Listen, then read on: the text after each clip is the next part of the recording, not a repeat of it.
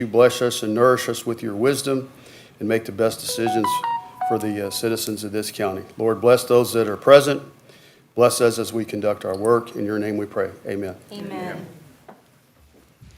Pledge allegiance to the flag of the United States of America and to the republic for which it stands, one nation under God, indivisible, with liberty and justice for all. Honor the Texas flag. I pledge allegiance to thee, Texas, one state under God, one and indivisible. Okay, welcome everybody. We've got a large agenda today, so we may end up having to recess for a little while because of time constraints. I know we have some presentations that are going to take place. Now we're open the floor to public comments.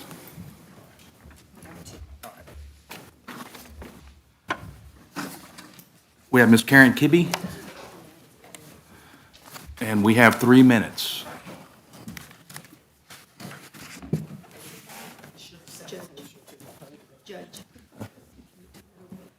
Okay, hold on a minute, Ms. Kibbe.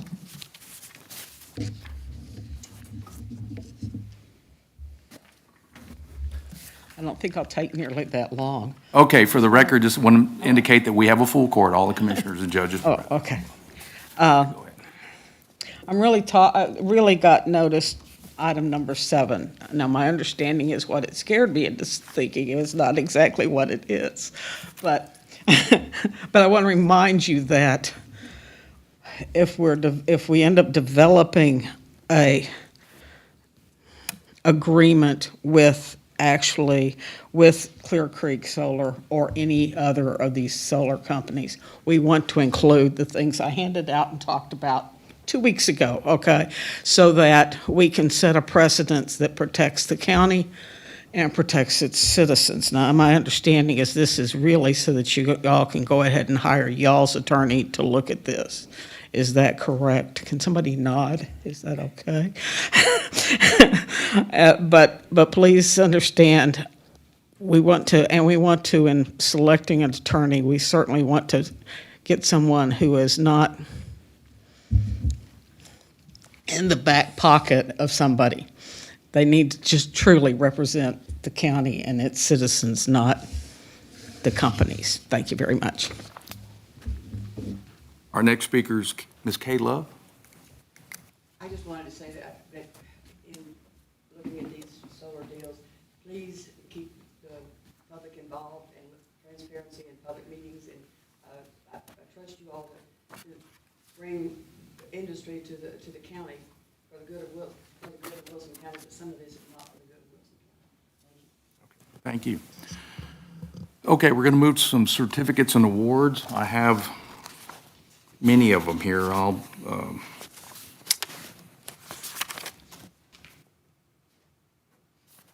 think there are several. Well, let me name the names. Monica Lascano, and that's Vehicle Titles and Registration Verification Record Certificate.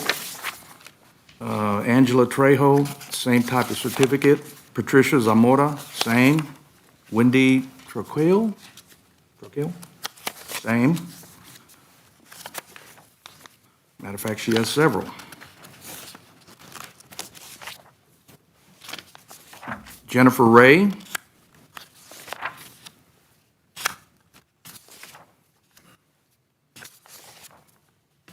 And, okay, the last one again is Jennifer Ray, and she's been through numerous classes. So we'll go ahead and put these in the record. Item number 5, extension activity reports.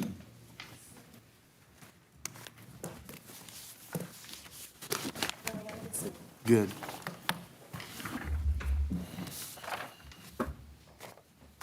And I am proud to announce that Wilson County does have another team advancing to the state 4-H contest in the summit in consumer decision making. So that is 3 total this year.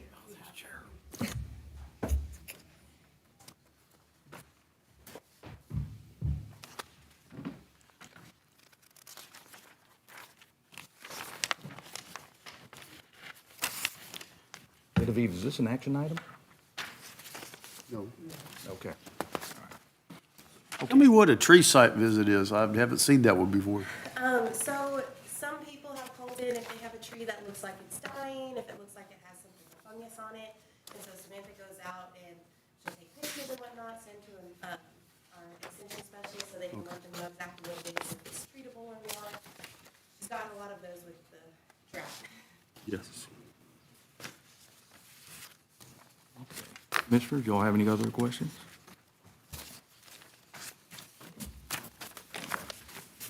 Thank you, ma'am. Appreciate it. All right, we'll move to item number 6, Commissioner Precinct 1, Gary Martin. Hey, thank you, Judge. First item we have there is to talk about negotiating a contract with Broadus to update the hazard mitigation plan in preparation for a grant for the EOC. This will provide a near 100% grant for the cost of the Emergency Operations Center versus using our ARP funds. Mike Monreal with Broadus is here, and he'll kind of going to explain the meeting that the judge and I had with him and go over what action we need to take. Hi, good morning, everybody. My name is Mike Monreal, Judge, Commissioners, members of the court. My name is Mike Monreal. I'm a Vice President for Broadus and Associates. We are an engineering, construction, project management company. And a couple weeks ago, addressed the judge and Commissioner Martin with regards to our grant writing capabilities and what we're doing. We have several projects across the state right now where we are not only writing the grants, but we're administering the grants as well. So we're engineers and architects that get together, and we are specialists in not only recovery, but pre-disaster construction and program management. So I delivered a proposal to you all. You each have that, so I'm open for any questions that you may have.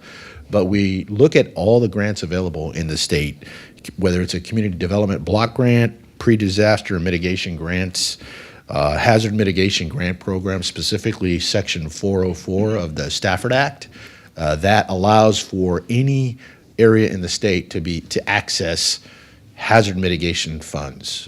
Section 406 refers to only the specific areas of repair, which is recovery in a declared area. So Section 404 is what we're going to be focusing on, as well as public assistance grants. And in our, again, in our proposal, we have several grants that we've worked with and worked under and are currently working across the state and in Mississippi and in Tennessee. So our proposal basically allows you the understanding of what we'll do. One of the things that has to be done first is an update of the hazard mitigation plan.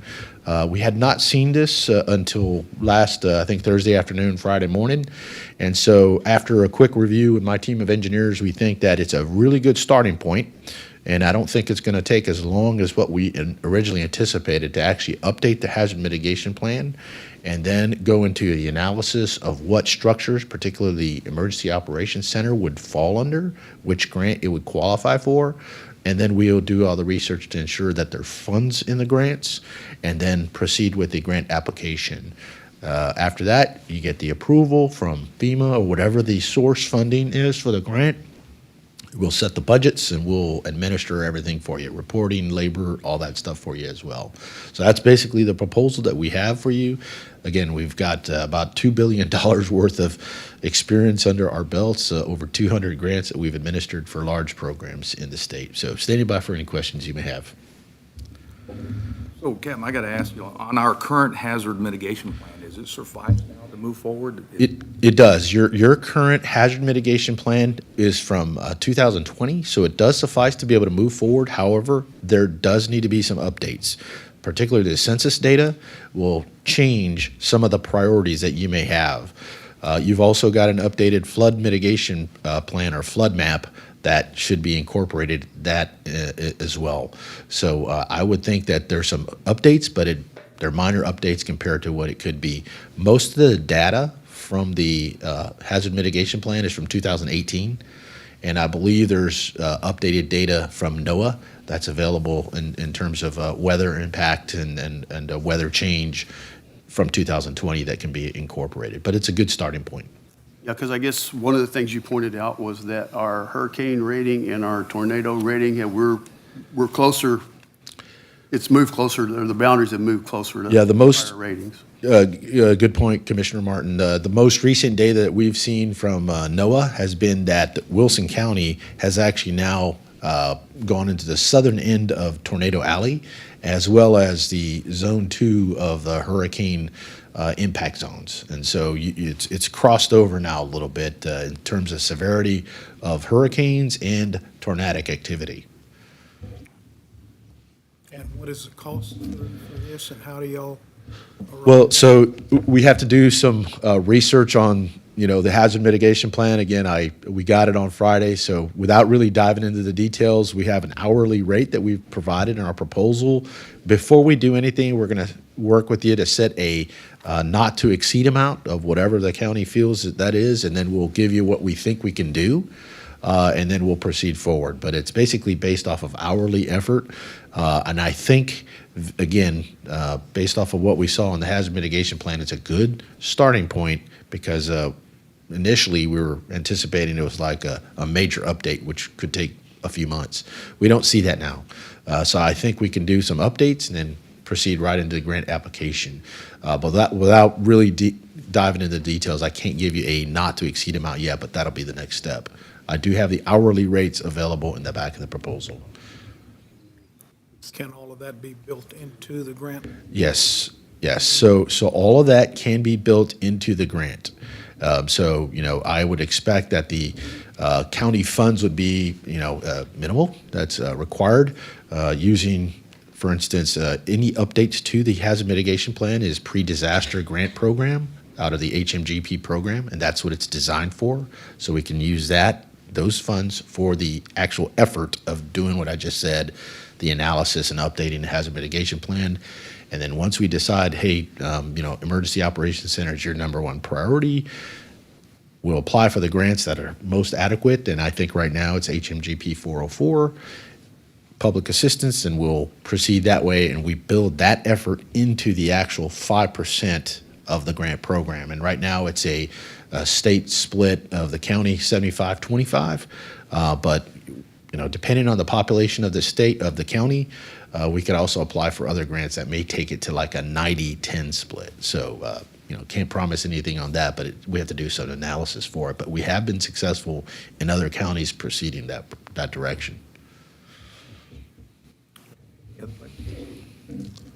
I'll make a Go ahead. I'll make a motion to authorize the county judge to negotiate a contract with Broadus to develop an updated hazard mitigation plan and make a grant application on our behalf. Motion made by Commissioner Martin, Second. seconded by Commissioner Paradola. Any other discussion? All those in favor say aye. Aye. All those against? Motion passes. Thank you. Thank you, Captain. So the next item, discussion takes action to appoint the Wilson County Historical Commission members.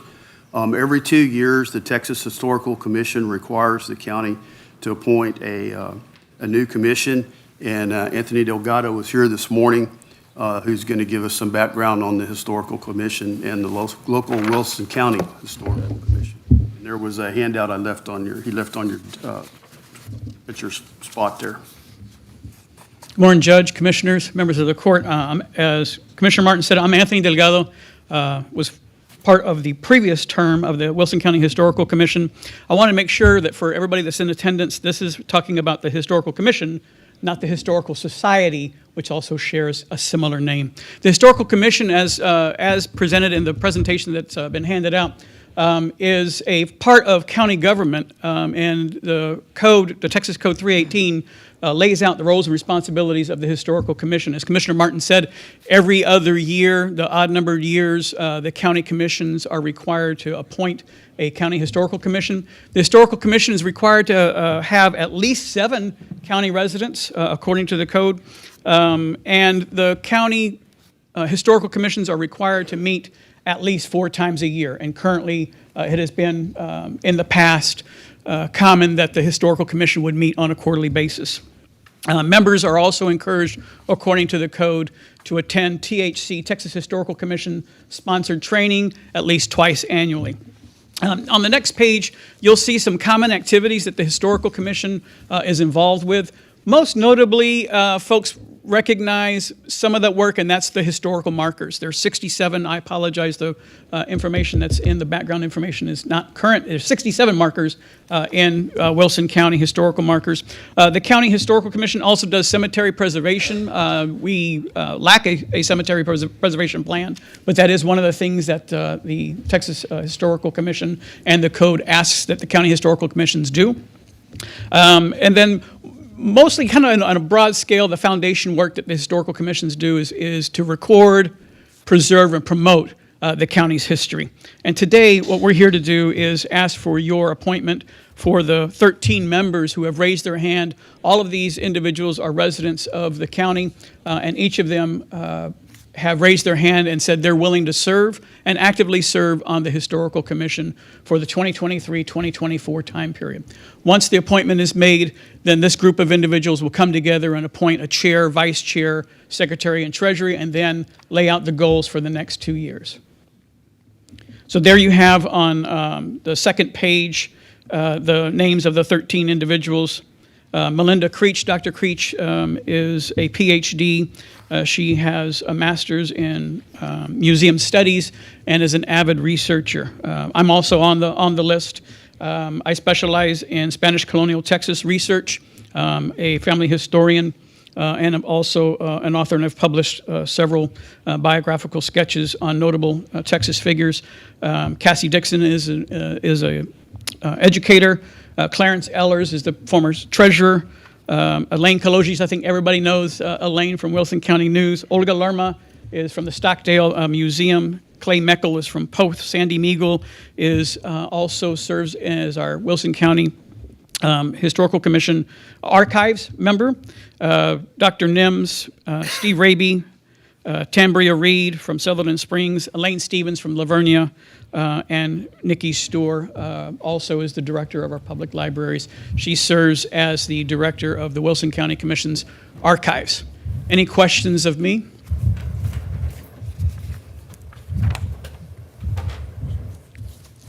Excellent. Do I need to put all the names in the motion, do you think?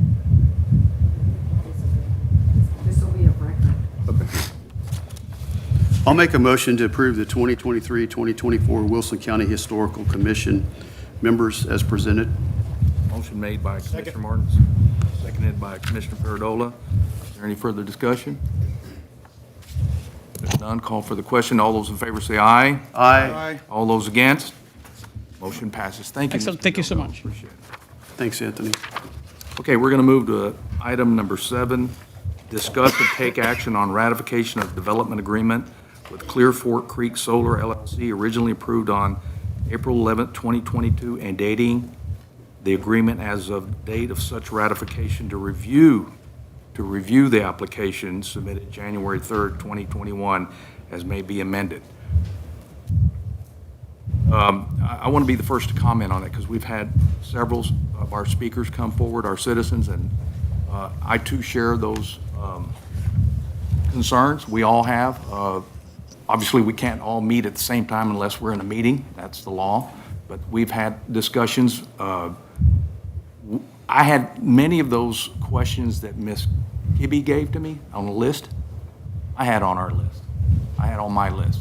So there's some concerns about that, and I want to make it perfectly clear. I don't want an opportunity to be missed by a county, but then again, I don't want to be taken, as our taxpayers be taken on something like this. So all this is doing is let them come to the table, and what do they got to offer? And if it's not palatable and it's not good for the citizens, we're not going to do it. Period. There's a lot of concerns. One of them's concern is, I know when they do these solar farms, they sell them immediately. Well, what happens if they sell it to CPS Energy? It's a governmental agency that's not taxable. We're done. We're stuck with a solar farm and no revenue. And then on the other hand, you look at the property that they're on is ag property, which brings in very little revenue. So there's a trade-off there. I understand that, but it has to be carefully examined by all of us. And so I want to make sure that y'all are rest assured it's an opportunity, but it's one that needs to be carefully looked at, and that's all this is. Now, there's a $25,000 bond, is my understanding, that goes up for an attorney, that has nothing to do with this farm that helps with the negotiation process, but we're not even there yet. This is only so they can come to the table and talk to us.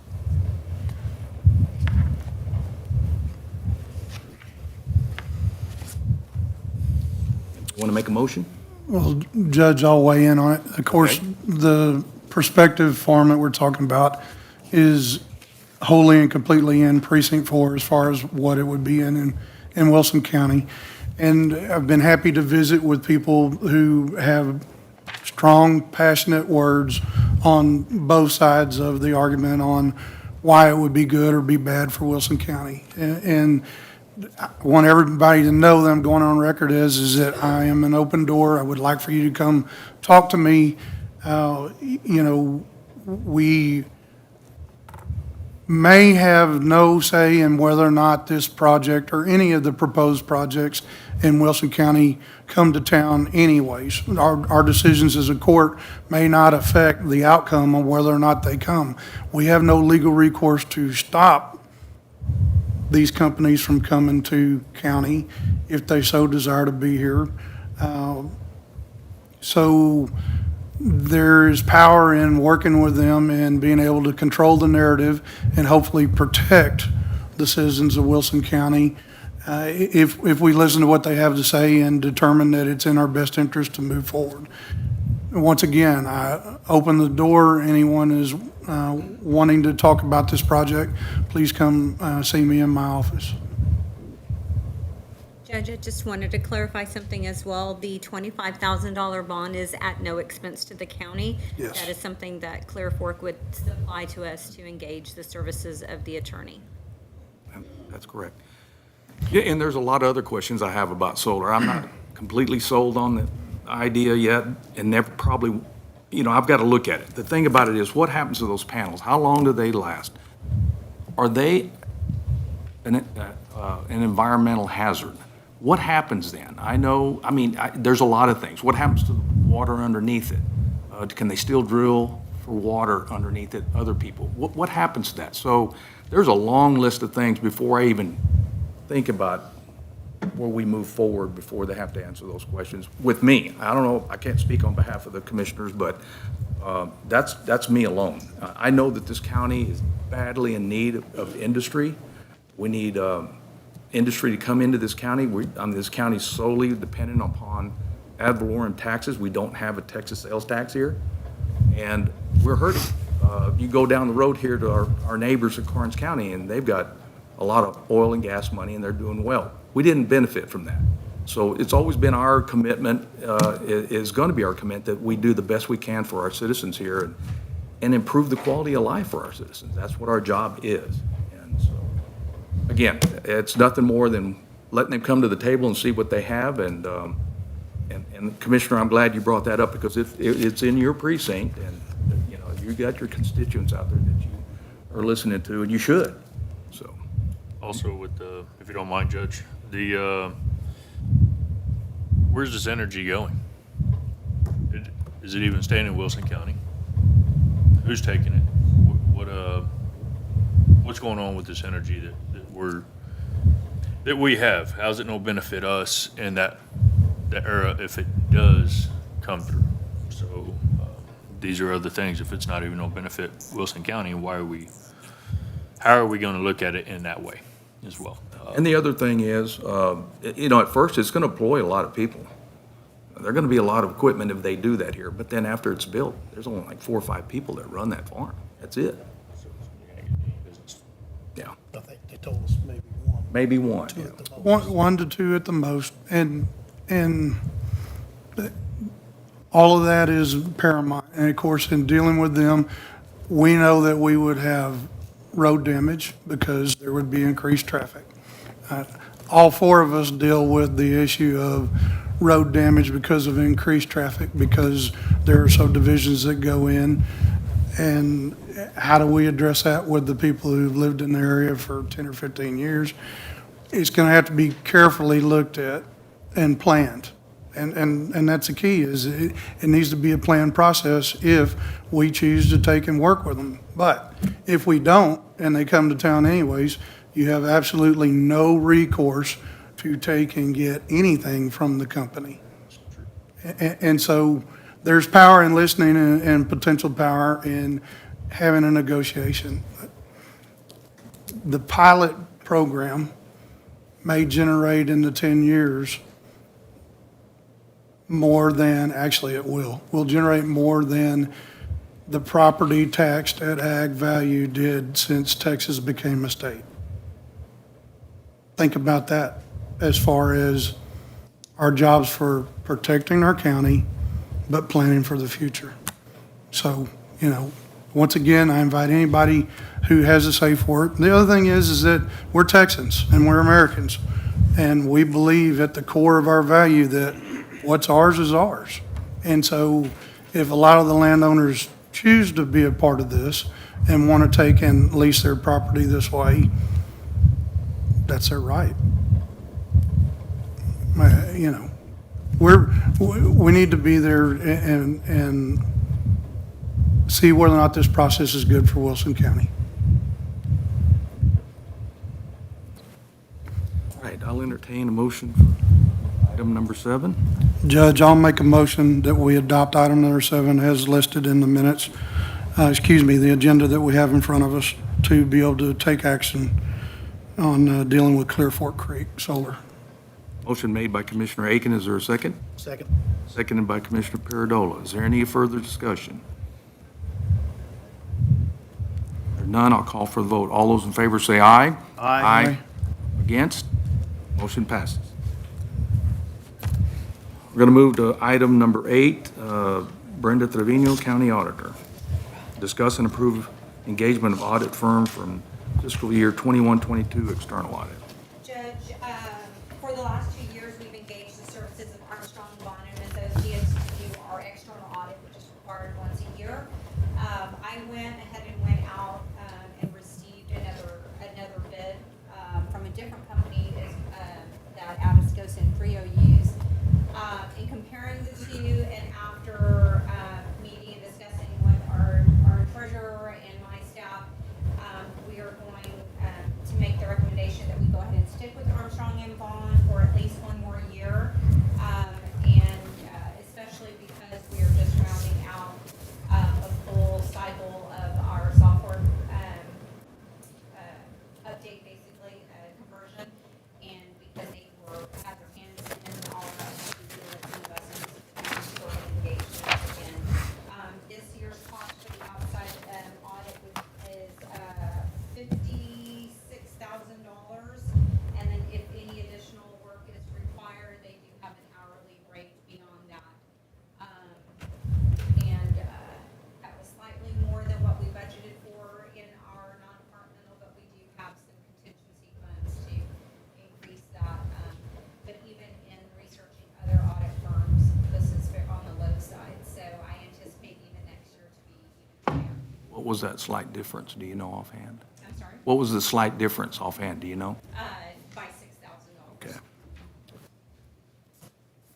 And was the 50 what they normally charge? Yeah. They've gone up in their wages. Yeah, last year was, or year prior, last year was, about 40, I wanna say it was like 48,000 or something, 42,000. We ended up paying more because they had to do additional work, which they charged us at an hourly rate for. We had no control over that, so. Okay. So, if we engage their services, they are to start probably, mid to late March, maybe early April, with the hope that they would be completed by the end of May, by May 31st. I'll make a motion that we approve Mrs. Trevino to move forward and engage Armstrong Vaughn for the outside audit of fiscal year 21-22. Motion. Who had the second? Motion made by Commissioner Paradola, seconded by Commissioner Martin. Any other discussion? Call for the vote. All those in favor say aye. Aye. Against? Motion passes. Thank you.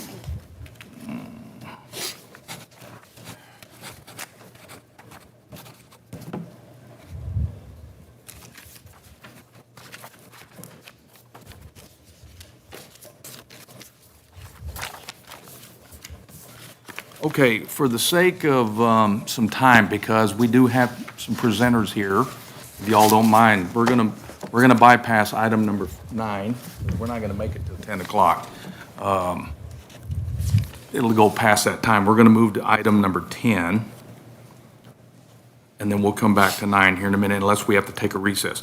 Okay, so Tom Dupnip, Karnes County Auditor, Karnes Wilson County Juvenile Probation Department, fiscal year 22 annual independent audit by Armstrong, Vaughn and Associates.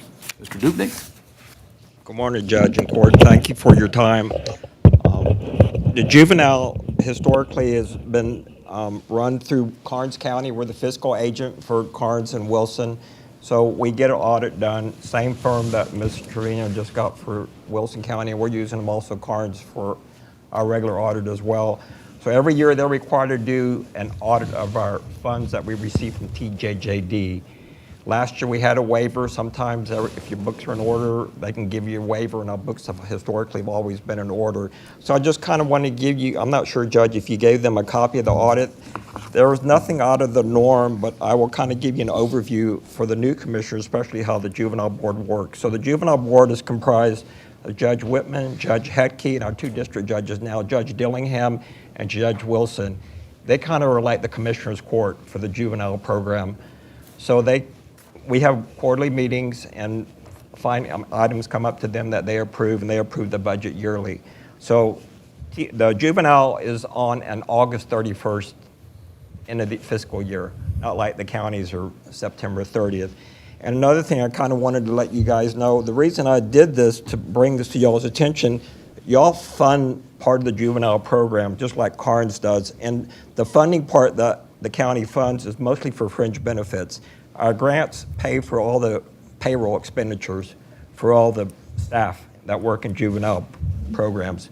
We have the TJJD program. There's also another program for HHSC. There's also another program. We get some governor's grants for truancy things. But this audit only has to do with the TJJD funds. And as far as going back to the funding, I have been able to cut the funding back for Wilson County and Karnes because there's been excess funds on the contributions that y'all make and that we make over the years because we've had vacancies. So our funding historically in Wilson County, when I was auditor here, we were contributing about $117,000. It's down to like $93,000 this year that y'all are contributing for the fringe benefits.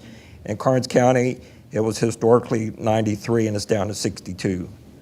So I take that back. Wilson County's current is $79,401.96. So any excess funds, I'm going to continue to cut that amount that each county needs to contribute in the future. So going back to our overall funds that they audited this last year, it was TJJD funds of $551,638. All the funds were spent. They had 2 minor findings. One was on payroll tracking, which I've worked with Melissa Padron, our chief. They want a spreadsheet to be done every 2 weeks as far as the expenses and so forth, because we don't really have a payroll system that reports directly to the state. We just turn it, and I do the expenditure reports every month to the state. So they just want us to track that. And another thing we were not aware of, any idle funds, which they basically any money's left over in the bank, because most grants are in and out, so there's usually not money left over. They want us to invest them. So they've never been invested. So what I did, I set up a sub-account in our investments so that TJJD money goes in there, and then we can move the monies out as we need them to pay whatever bills that juvenile department needs. And that was it. Everything else is normal. We've already sent the report to TJJD last week when the auditors finished it. And I thank Judge Whitman for his contribution to helping out with TJJD and so forth, and plus the rest of the judges as well. And we do have copies of the audits. I did drop a copy of the judge's office Friday if y'all need it. But it's more of a formality, court, is the purpose of this exercise. I'll make sure they get it. Rachel's out. She's Yes. husband's ill, so we'll make sure they get a copy of that. Okay. Any questions on the whole program as well? Melissa Padron, our chief, was going to try to be here, but she's training in Austin. I kind of wanted her to give you guys the different programs that they offer. You know, we do have a staff of juvenile folks here in Floresville, and then the other staff are in Karnes County, which is where the chief is. Brendan, is there anything you want to interject? No. But thank you all for your contribution to our juvenile folks. Thank you, Mr. Dubey. Appreciate it. Thank you. Thank you for taking care of that, so we don't have to. We just send them our numbers every month, so we're good. Yeah, in the check, right? And a check, that's right. Okay, we're going to move to item number 11, Commissioner Precinct 3, Jeff Perdola. You have the floor, sir. Yes, I just want to discuss and take action on the purchasing of the 4 light tower plants that we spoke about. And after speaking with the judge and our auditor, they suggested we pay for these out of the Emergency Preparedness Fund. Does anyone have any questions on that? Do y'all know what these generators are capable of doing? I mean, and the price, $3,000 per unit, what are they brand new, Commissioner? over 20. $20,000. And you know, as we ramp up our emergency management department here, those are going to become extremely vital, especially of a disaster we have in the area. We have to work at night. Those lights can light up a huge area. I think the plan would be that each commissioner's yard would house. Stage one. Stage one, Stage one, and the so it's sheriff will put readily available for the sheriff's Sheriff will put department. a combination lock on each one of our gates where he'll have access. I don't know if everyone is aware, but when they had the shooting at HEB here in Floresville, the sheriff had to call in light towers from Guadalupe County and Bexar County because we had none. When you work in a crime scene that intense, you don't stop and wait till daylight. You keep working it until it's done. So should be no downtime when you're doing that. Otherwise, there's a chance of evidence being destroyed, deteriorated. So I'll entertain a motion. I'll make a motion that we move forward on the purchase of these 4 light tower plants at a cost of $3,000 per unit, a total of $12,000 to be paid for out of the Emergency Preparedness Fund. Second. Motion, I'm sorry, just Go for ahead. clarification, Judge, it's the Civil Preparedness Fund. Civil Preparedness Fund. Motion made. Sorry, Civil Civil Preparedness. Preparedness Fund, okay. Motion made by Commissioner Paradola, seconded by Commissioner King. Is there any other discussion? All those in favor say aye. Aye. All those against? Motion passes. Thank you, Commissioner. Commissioner Perdola, will we get an invoice to pay for those? Because I know that they were worried about receiving the funds in order to, they needed to sell them right away or move on to the next buyer. And since the bills are going to be presented today, obviously that's not included. So if we're going to want to submit a check, I'll need to get an invoice from you so that I can get it over to our treasurer to submit for payment immediately. Okay. Invoice. I'm going to call them after we get through with court. Okay. See where we are, if we're able to go pick them up tomorrow, and if Perfect. so, we can give them the information that we want on the invoice. Perfect. Likewise, I'm still not clear on who the check needs to be made to. Okay. So we can get. Yeah, the and items. they can just provide a W-9 with that information, that's fine. Okay. Okay, we're going to move to item number 12, Rebecca Scriven, Permits and Development Director. Item 12A, Utility Permit.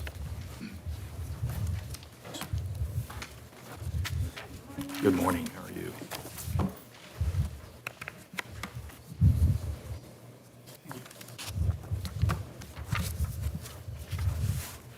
Can we possibly do all of the Lakeview Circle permits at one time and approve them?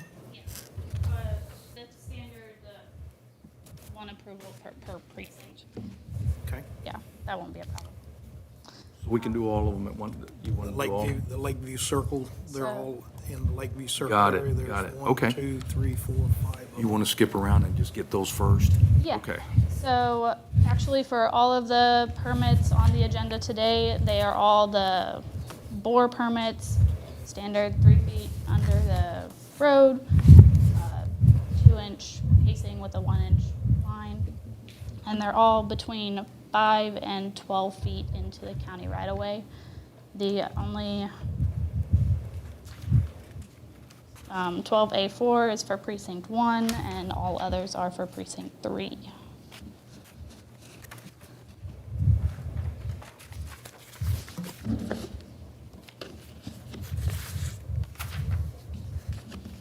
I have reviewed all of these in the Lakeview Circle area, so I'm going to make a motion that we approve permit number 711, permit 714, I'm sorry, not- 715, 716, 717, and 718, which are all in Lakeview Circle.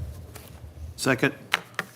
Motion made by Commissioner Paradola, seconded by Commissioner Martin on permit 711, 715, 716, 717, 718, Lakeview Circle. Any further discussion? If there's none, I'll call for the vote. All those in favor say aye. Aye. All those against, motion passes.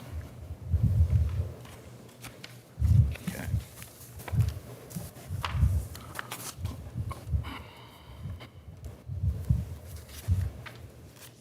I'll make a motion to approve permit number 714 for SS Water Supply in Vista Verde.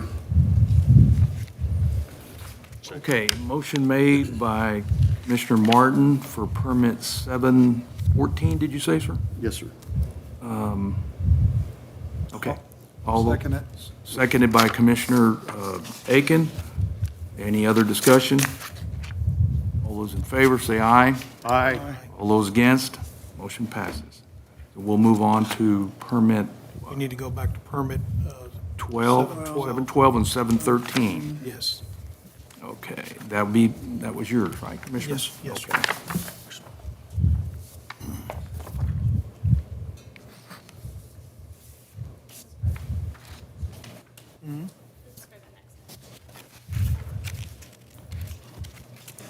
I'll entertain a motion for those two permits. I'll make a motion that we approve permit number 712 and 713 for SS Water. Second.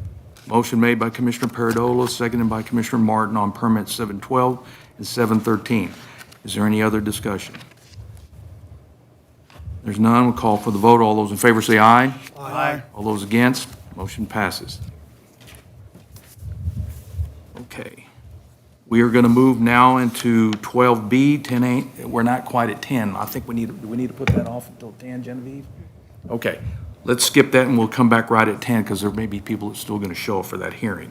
So, And Judge will also go ahead and skip item C because we have to do the public hearing before the approval of the replat or the so consideration. we'll leave those at 10 o'clock, okay?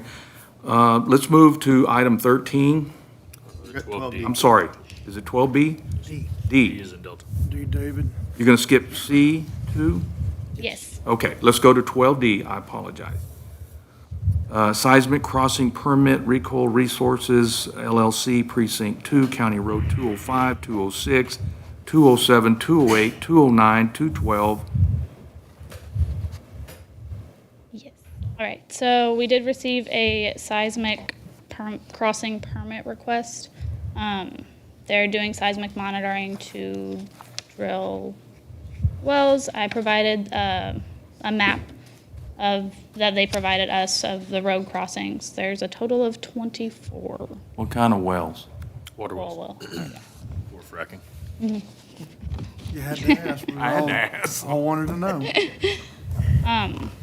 It's, it's a little bit of a different monitoring system than they've had before. It's basically no bigger than a extension cord cable they'll all be running across the county road. So there's no construction involved. It's just that cable with some sensors on it.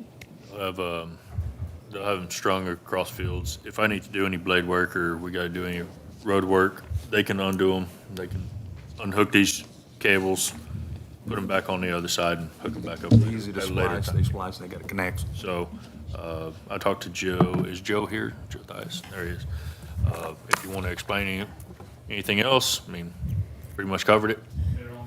Okay, so, but, yeah, so it'd be pretty easy. Okay, I'll entertain a motion on 12D, seismic crossing permits, and I'll name it on those roads, County Roads 205, 206, 207, 208, 209, 212. I'll make a motion to approve the seismic crossing permit on county roads already mentioned. Motion made by Commissioner King, is there a second? Seconded by Commissioner Paradola. Is there any other discussion? The only other discussion, March 10th through April 15th. April 15th, they'll be coming down. We shot low and high, it should be before both of those. So, Okay. Any other discussion? If not, I'll call for the vote. All those in favor say aye. Aye. All those against, motion passes. Okay. Right. Okay. I'll get these signed here in a minute. so. Okay, let's move to item 13. We'll come back to 12B and C at 10 o'clock. Ms. Christina Moots, County Treasurer, discuss and take action on County Treasurer's financial report. Good morning. Good morning. Good morning.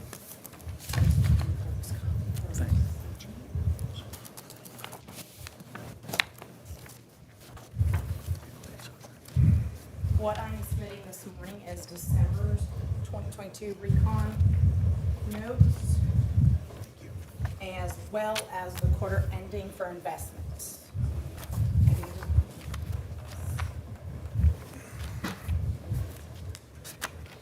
Thank you. So you'll see on the investment quarterly report from October to December as well, with all interest earned for that quarter.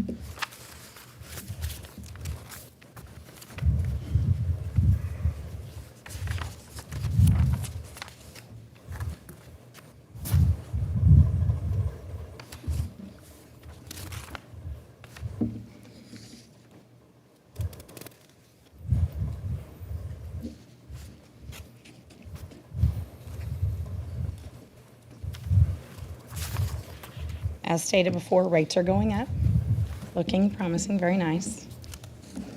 Still looking good.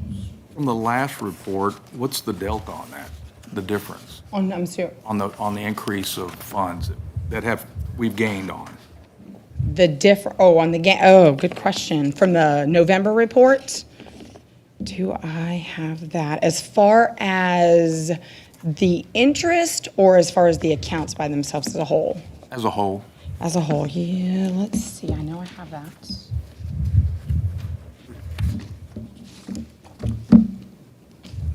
And it doesn't have to be exact, just a rough. Rough estimate, 2 million roughly? I could be wrong, but yeah.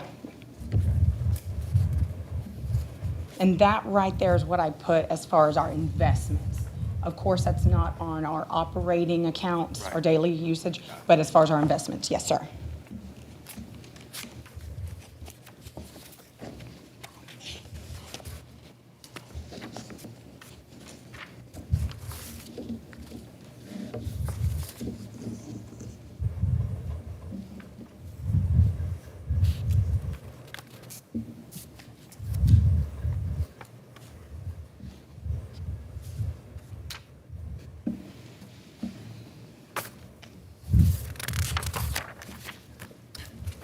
Commissioners, do you have any other questions? I'll entertain a motion to take action on the county treasurer's financial report. I'll make a motion to approve the county treasurer's financial report for December of 2022. Motion made by Commissioner Martin. Is there a second? Seconded by Commissioner King. Any other discussion? Thank you. If there's not, I'll go ahead and call for the vote. All those in favor, say aye. Aye. All those against, motion passes. Thank you, Ms. Smooth, appreciate it. I'll pass it down for y'all's signature. Okay, we got about 10 minutes. Ms. Botiford, do you think you got 10 minutes? You're short? Okay, let's go to item number 14.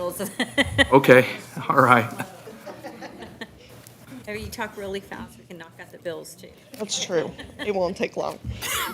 Good morning. So I have Guadalupe Juarez that was hired as a dispatcher for the Sheriff's Department, making $17.39 per hour or $36,171.20 annually, effective February 23rd.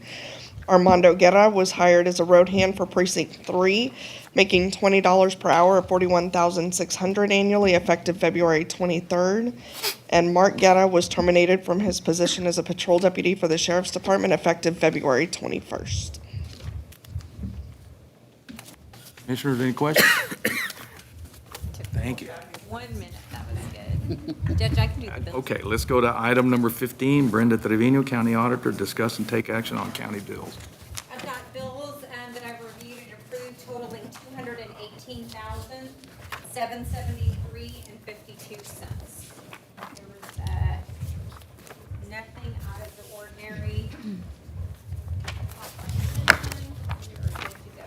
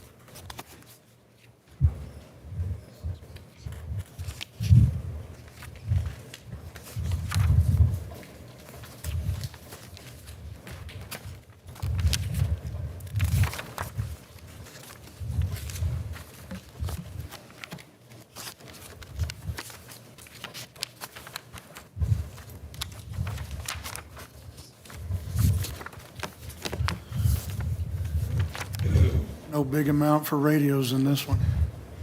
That's right. Back to normal. Way under last time's threshold.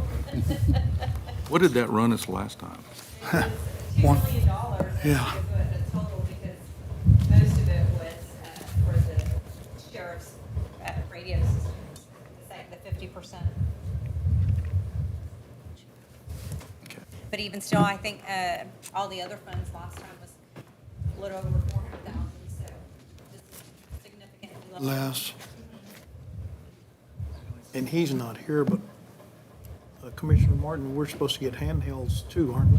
Yes, I think he said sometime this week they'll be here to program the handhelds and get those distributed, yeah.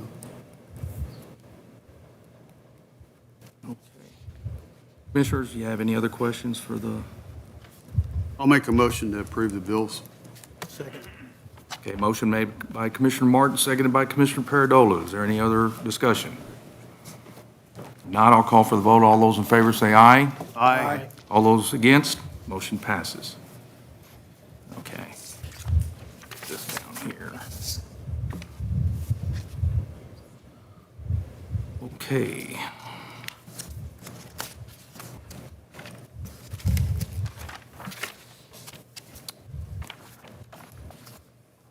We just have a few minutes till 10 o'clock hits, so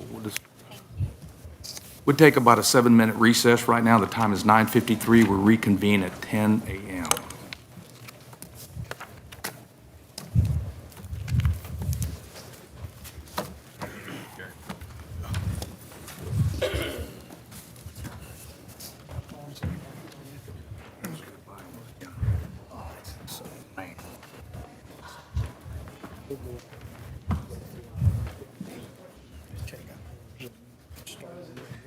Make sure everything.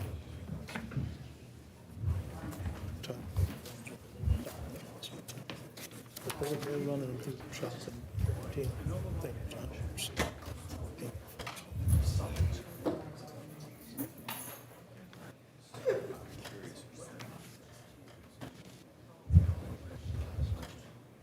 So normally, so I do have that registered right here. I want to say last year, Clarence, I think, requested it part of the invoice just for our purposes. But if you want, my office is downstairs, and if you're ready to leave the building, that's one of my girls for the work. I can just email us. A few months back, Copy the report, and send out, we'll send out. Brandon, my son, is big projects. He said, Dad, I don't have time to feed this. So he told me. Oh, okay, so. Okay. Negotiated a deal with you in July. Told me Okay,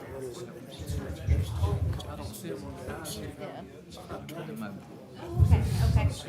Per person. So are you looking at that? Is that something? Move to the boys' room real quick. Okay, perfect. Okay, so what you do is We don't get in any trouble with our other vendors that season up. you do not. Okay. That's just too good of a. Good morning, sir. How are you? Hey, Jason, how you doing? Sure, no problem. No country, I said hello. Do you see him? Do you know him? Well, that's where he's at, isn't he? Give you a hard time.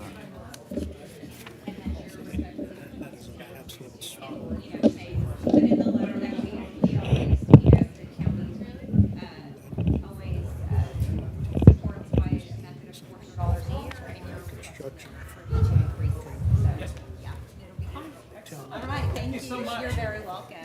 Nice to meet you. Really? There's a possibility of this material. Get my precinct taken care of first, because it's a deal. I found it. I will absolutely pass it on to the other commissioners after I get all I need from my precinct. Couple you need to sign. Or man, so, well, man, that's a good deal.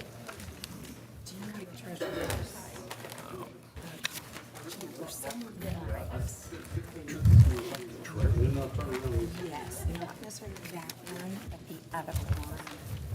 Oh, for everybody to sign. Yours will be the one that's stapled. So yours already went. Okay. The other thing is you two just my bad, we have it, we're good. It's okay. Because you saw this email last week that said, I'm working on it, and I'll give you a call, which was gonna be the next day. He didn't give us a call, and so I'm like, I've worked on it. 70% on the phone now. Okay. Or maybe he just sent it to me.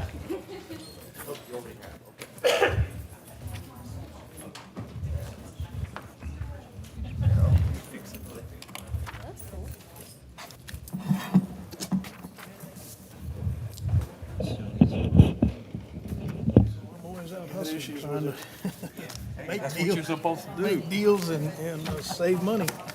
And I gotta thank my son for that. He said, Dad, he said, I'm busy, I got some big projects. This was February 16th. But let me call him, because tomorrow's the 28th. There's some, like, there. First time I heard about it was whenever I saw it on the sheet. See what's going on, so. Do we have a lower speed on those fans? Seriously, I feel like we're gonna need a hazard mitigation plan for in here. For tornado in the courtroom? Nope. Hey, Jane. Judge. On or off? Okay. I didn't see it on the agenda, but. No, she lost.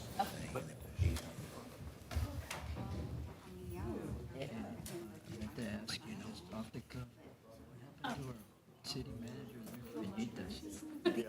He's in the periphery, but he's not the city manager anymore. He did so many times. Well, he's up for his sentencing. Most of those people in the general area are. Over in the western part of the county, they haven't finished the investigations. Where do you just good? I told you from the get-go, it's tough. They're eating it. Talking about, I was sitting at the rotunda. I wasn't on the agenda because we had a And it's not I an was issue tired. budget I was for. working to the phone, The library is funded talking to people. to have the money in there, but that's usually, that's all risky. And I had a couple It's not on the agenda. clients that were there. Some other issues, they came and they visited. So I don't know if I personally, I Janitors. prefer to do that and ratify it at the next court, just so that y'all know it. Good afternoon, Mr. Rutledge. Okay. Okay. Good afternoon, Mr. Rutledge, and up there, we'll go after Mr. Rutledge and say it's time to quit. Oh. PR for the day.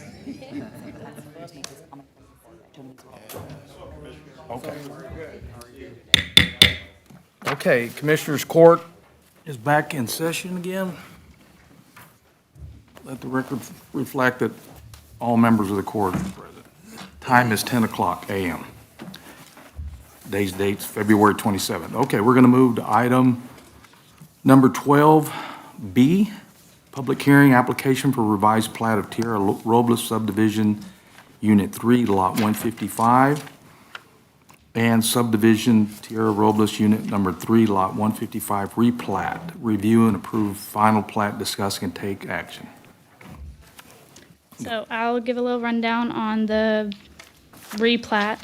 My office received an application to revise the Tierra Robles Unit 3 plat.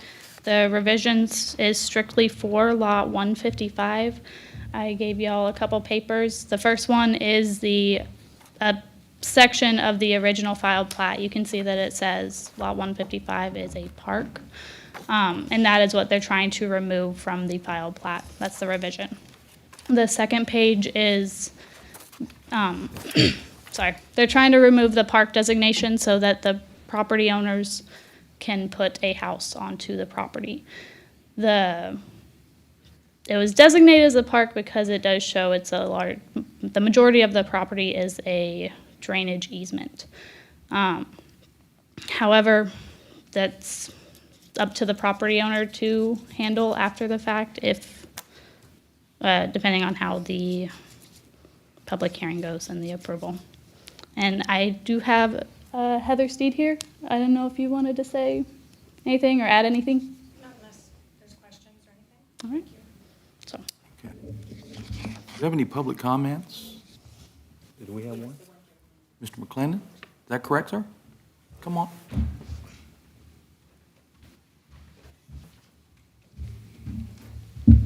I oppose it due to the fact that it is drainage, and he's gonna park a single-wide trailer right up against the fence line.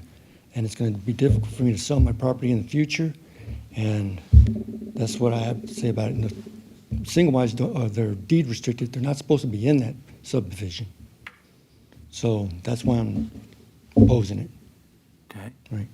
Well, you brought some questions up there. Is that a deed restriction there for that? we did review the deed restrictions, and I confirmed myself. I had Evelyn review the deed restrictions as well, and this has been a couple months back.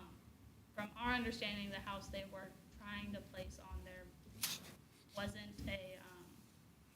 was compliant. However, our only concern is the removal of the park designation. What they put out there, it's the covenants and restrictions is for the property owners to enforce on themselves. So for this replat, the only thing that we're looking at is it is a drainage easement. They're trying to take the park designation off. And that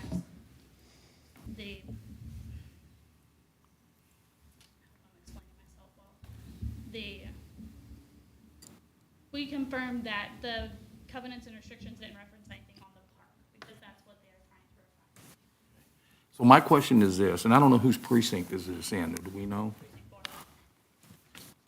If they go in there and do any kind of altering to the terrain, what's going to happen to his property? Will it be a drainage problem for him? It serves, as my understanding is, to be a drainage issue right down the middle as this map and this plat shows you. We've come up with concerns internally about why would you take this risk? Because if we ever have one of those 100-year floods, whatever they put there is probably going to be damaged or washed away because it'll go outside the scope of what is planned here.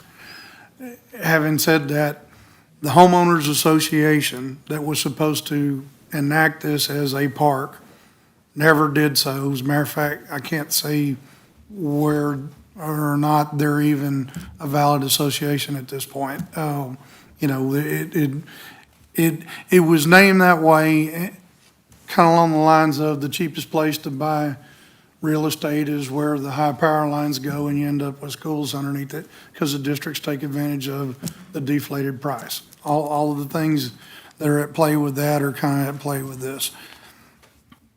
This is the first time I've heard anybody, of course, we're having our public hearing now, that was in objection to it. I know that this is a couple that just wanted to have it changed so that they could take and live here.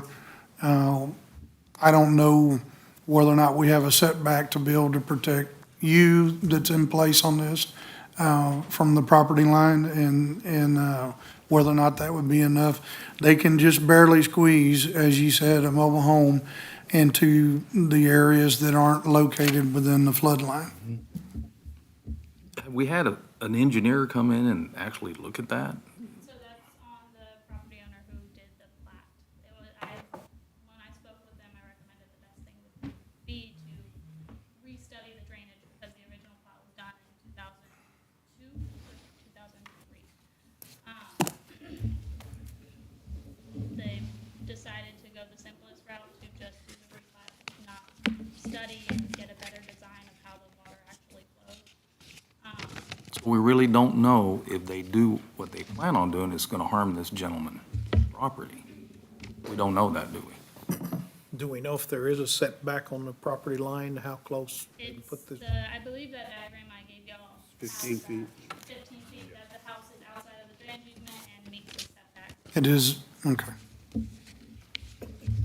Is this the one where the homeowners association was supposed to take care of the park designation and all of that?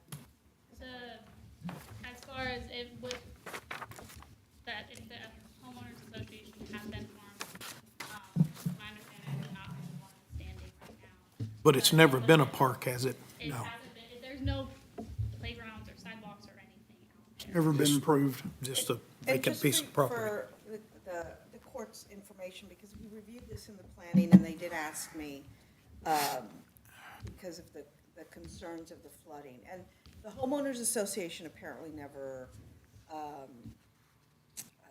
lived up to their obligation, but that is between the homeowners association and the homeowners.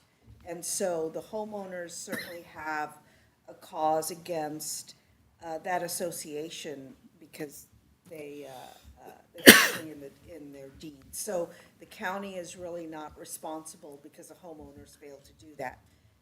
Failing that, if there is a flood issue, then legally the homeowners whose property is adjacent to that that flooding or to that area, I'm sorry? The drainage easement? Yes, the drainage easement, then those homeowners would be responsible for maintaining it and making sure that there's any damage or taking care of it. It's really not the county's responsibility to ensure that, because the homeowners fail to do their job, now the county is responsible for making sure that the adjacent homeowners are taken care of. That's not a legal obligation of the counties. And that's something we can discuss. When you moved there and bought your place there, did you not know that you were possibly in some type of a flood zone area? Well, I want, Not a flood zone? Okay. no, it's not. I wanted to buy the property, that park. I wanted to buy it, but they wouldn't sell it to me because it was designated as park, because it is a flood area. Okay. So I bought the one next to it, so I had a green space. The same as with my neighbor on the other side of the park. He bought it for his property as a green space. So it works. If I'm hearing you, the belief that you had was this would always remain designated as a park and there would never be construction on it Exactly. because you tried to purchase it and you weren't able to because of what's in place right now that we're talking about doing away with. Right. Okay. So how did the current owners wind up purchasing it? I asked Mr. Pacheco that, and he wouldn't give me an answer. I was like, how did you buy this? And they've already pretty much moved their stuff in, and I just don't understand it, how it happened. it sounds to me, I may be wrong, it's more of a, not a court's decision, but it's a civil action that he It's needs not. to take on. Am I correct? Yes, that's correct. It's not unfortunately, it's not the county's responsibility because he was misled or he believed certain circumstances to be, as far as that park, it's not really the county's legal responsibility. And I agree. All right. Okay, and thank you for hearing me. But with that said, I guess the bottom line is that for this to happen, we need to remove the designation as the park. Is that? That's what the That's right. We don't have to act on the replat, Or deny it. which would be Because, preferable. You know, back in Not act '02, or deny it. I don't remember what the drainage study requirements are. They're not anywhere near what they are today. My big concern would be that that's probably not as big as it should be. I'm sorry, probably, It's, the drainage easements that's shown on the plat today was done 20 years ago, so the drainage standards that we had then were not what they are today with the flood studies. I would surmise that that's probably not even a good 100-year designation for that property, which is what we require today. Did we have that? Because I wasn't on that board at that time. That was still before my time. Did they submit that flood plan? Well, yeah, the requirements back then are not what they are today. That's what I'm saying. Yep.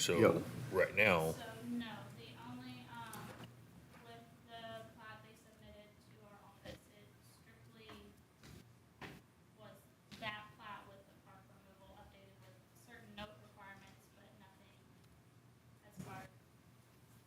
If Heather would like to speak to it, yes.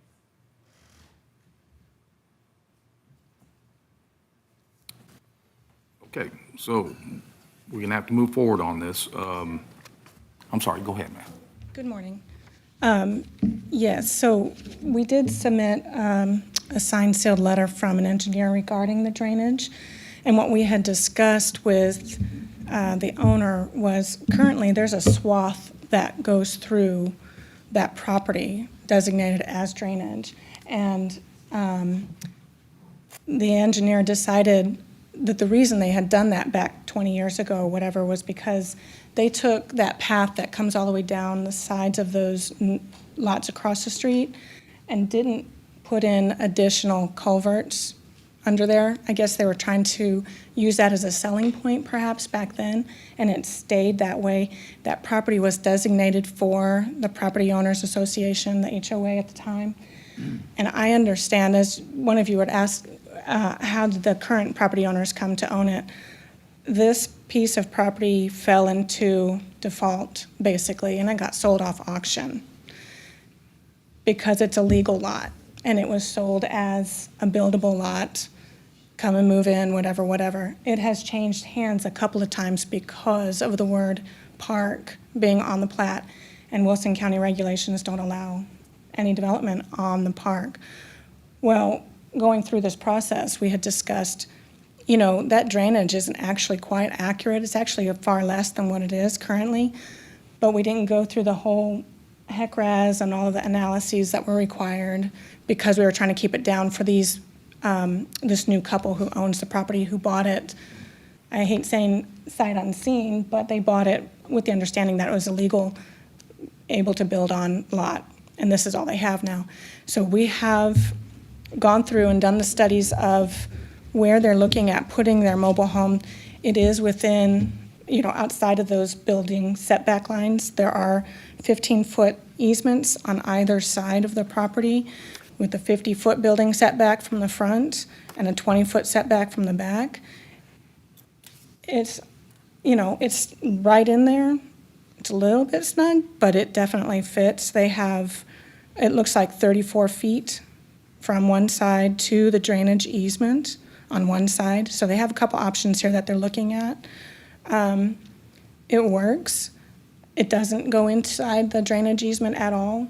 It stays outside of, and that's where we came in and we discussed, you know, why don't we just work on that drainage easement? But trying to keep it down, that's what they went with.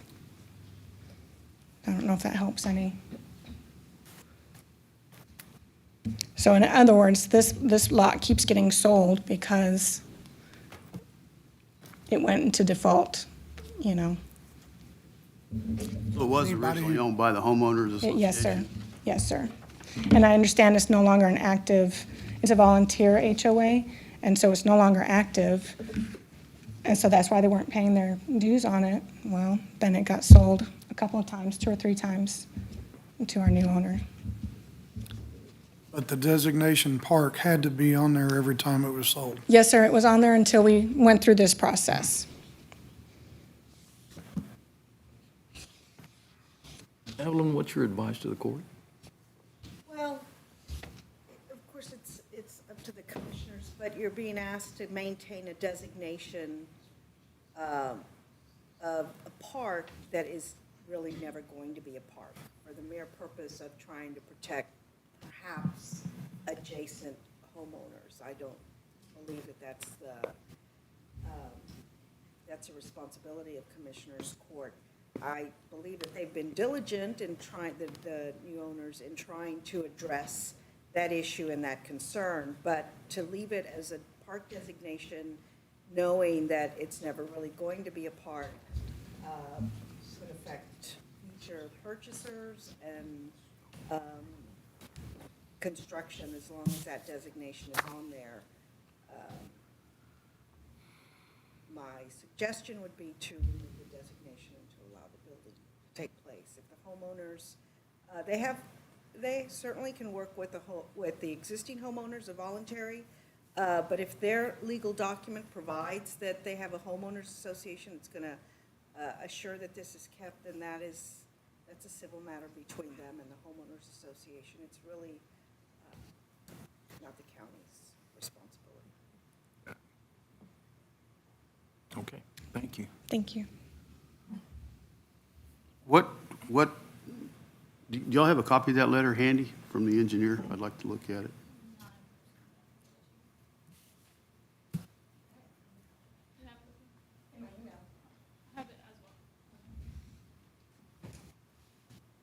He's an engineer, that's why he's asking. I want him to look at it. All right, do you want to look at that first, Commissioner? Well, I would like to look at it before I vote on it, certainly. Throughout my 40-plus years career, I've seen a lot of engineers, and there's good ones and bad ones, and some write letters just to write letters. That's why I'd like to see what it says. I'd also really like to go back and look at how the original drainage easement was established and what the requirements and rules were at that time. I can't remember them off the top of my head. It's been a long time ago. Well, for the sake of time, we can also table this and come back to another meeting, which I think is probably the best thing to do.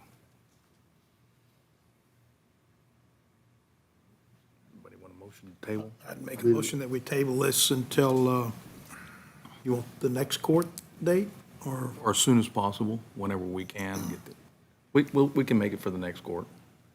All right, motion made by Commissioner Perdola to table item 12. Are we going to call for another meeting? We're going to have to call for another public meeting, yes. Yep. Number 12B and C, I guess they go together. Is there a second? Second. There's a tie. Okay, seconded by Commissioner Martin. Seconded by everybody else. Commissioner Martin, no discussion. All those in favor say aye. Aye. All those against? Okay, we'll table it and then we'll revisit it again. Okay? Thank you. Otherwise, we'd have kept going here, but we have a long agenda, and I do also want to look at that report too that the commissioner wants to look at. Okay, now we're going to move back to item number 9, and we have 3 presentations that are going to be coming before the court.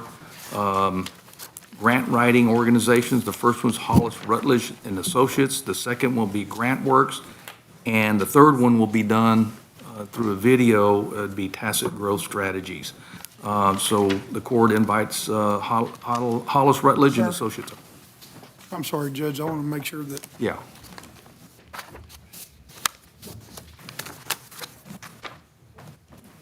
And we said 30 minutes, if it doesn't take you 30 minutes, that's fine, but enough for Q&A too, because we're all going to have a lot of questions. So.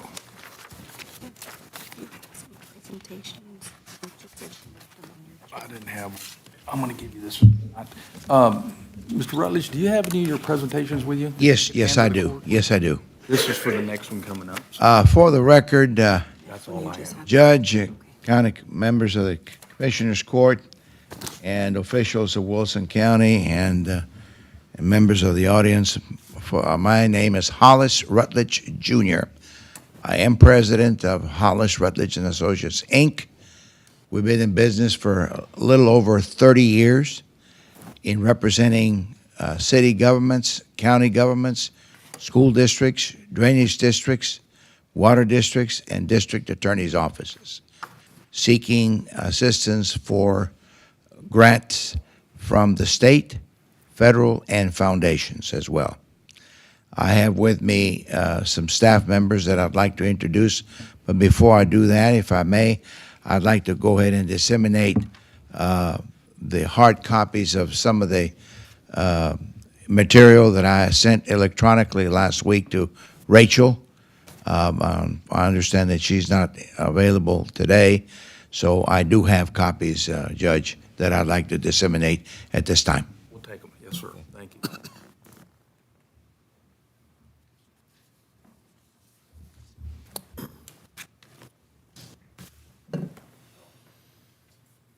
Do you have a name? Yeah, I think he's. Yeah. Thank you, sir. Thank you.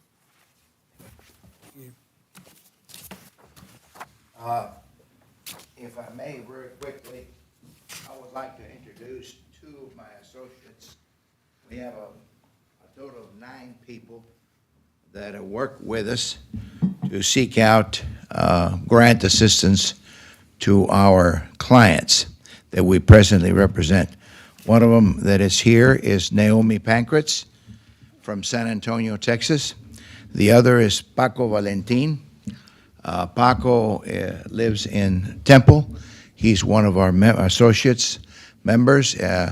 He spent 38 years at USDA, and his most recent responsibility was state director of the Rural Development Agency under USDA, used to be Farmers Home Administration, of which maybe a lot of you are familiar with. If I may, I would like to indicate to you the material that I've disseminated this morning has to do with the profile of all of our members of our organization, as well as a letter of interest with a proposed contract that we normally use with all of our clients. As I mentioned, we have a diversification of clients that we've represented over the last 30 years. We have a combined experience in state, federal, and local government in excess of 175 years combined. Our batting average has been fairly good. We don't guarantee grants. There's only 2 guarantees in life: death and taxes. So anybody that tells you or guarantees to you that they can give you the grants that you want, I would be hard-pressed to understand where they're coming from. But we do have a very good success rate in representing a lot of our clients today. With that in mind, I would like to then open it up for any Q&A. As I mentioned to you, we do represent county governments, drainage districts, school districts, municipal governments, as it relates to police departments, fire departments, infrastructure needs, industrial development, such as industrial parks. We represent drainage district, district attorney's office in criminal justice issues relative to criminal justice availability of funds at the state, federal, and some foundation money through for fire departments, as well as parks and recreation. But anyway, having said that, that in a nutshell, that is some of the work that we do with some of our clients. We do quite well. As I said, we've been around for a long time, and we'd like to have an opportunity to also deal with Wilson County and be able to assist the county wherever possible, however possible. What we do, basically, the way that we approach things is that we do cradle to grave type situations. We attempt to talk to the client, find out what the client's priorities are. We come back, and then we'll have a workshop with you all relative to those priorities. We match what might be available at the state, federal, and foundation areas that might be of assistance to you based upon those priorities. If you are given us a green light to apply for some of these grants, then we do so. We go ahead and apply for them. And at the end of the day, if we are successful, we also try to assist wherever possible, however possible, in administering the grant. As you know, some grants are 100%, some are 80-20, some are 50-50. It just depends on the priority that you're setting forth and the instructions that you give us. But that is something that we can discuss with you all during a workshop session based upon your priorities. At the end of the day, we then administer the grant. Why is it important? Because in most cases, as you all know, there's strings attached, no matter whether it's a state grant, whether it's a federal grant, or whether it's a foundation grant. You always will have strings attached, rules, regulations, reporting requirements. And we have found that it's very critical that a lot of smaller communities that we deal with and rural counties that we deal with, that we have that capability of administering the grant in your favor, because at the end of the day, when we go back to the well, if it's the same one, we want to make sure we are in good graces with those agencies so that they know we can have the capability of administering those grants. And having said that, I'd like to open it up for any Q&A. Mr. Rutledge, can you give us an example of some great grants that you've gotten for your clients? As I understand, you're stationed down the valley, correct? Well, yeah, we have, for instance, we have a school district in Kermit, the Kermit Independent School District, which is right on the border between New Mexico and Texas. And we have assistance with a district attorney's office in Webb County, for instance, where we just successfully provided a grant for them relative to their responsibilities. So and then we also provide some assistance to county drainage districts, such as Hidalgo County Drainage District Number 1, which provides for assistance for disaster recovery funds through HUD CDBG. And of course, we're very familiar with that process. I used to be at HUD. If you can tell that by the information we provided to you, as well as Cindy Leon, who used to be the regional administrator for HUD. So we're very familiar with that process, and we were able to get them some monies, major monies, for their drainage issues. Others are with the city of FAR, for instance. We've been representing the city of FAR for roughly about 20 years, where we get them some fire department money, some police department money through the criminal justice. We provide them some monies for Texas Parks and Wildlife, as well as foundation monies and local monies that they match for their Parks and Recreation Department. And we also develop, wherever possible, through EDA and other sources, industrial park development and infrastructure development for those industrial parks.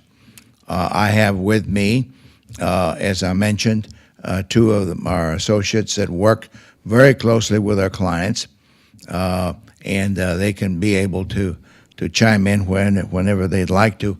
But we do have the capability to be able to assist county government trying to get them the monies that are necessary. Either you will get them or you won't. If you won't get them, it's because you're not asking. If you don't ask, you'll never know. So you've got to constantly be in a position to be able to be competitive with other counties and other cities and other special districts to try to get as much bang for your state or federal dollar or foundation money. And we're well equipped for doing that. As I mentioned, we've been around for well over 30 years.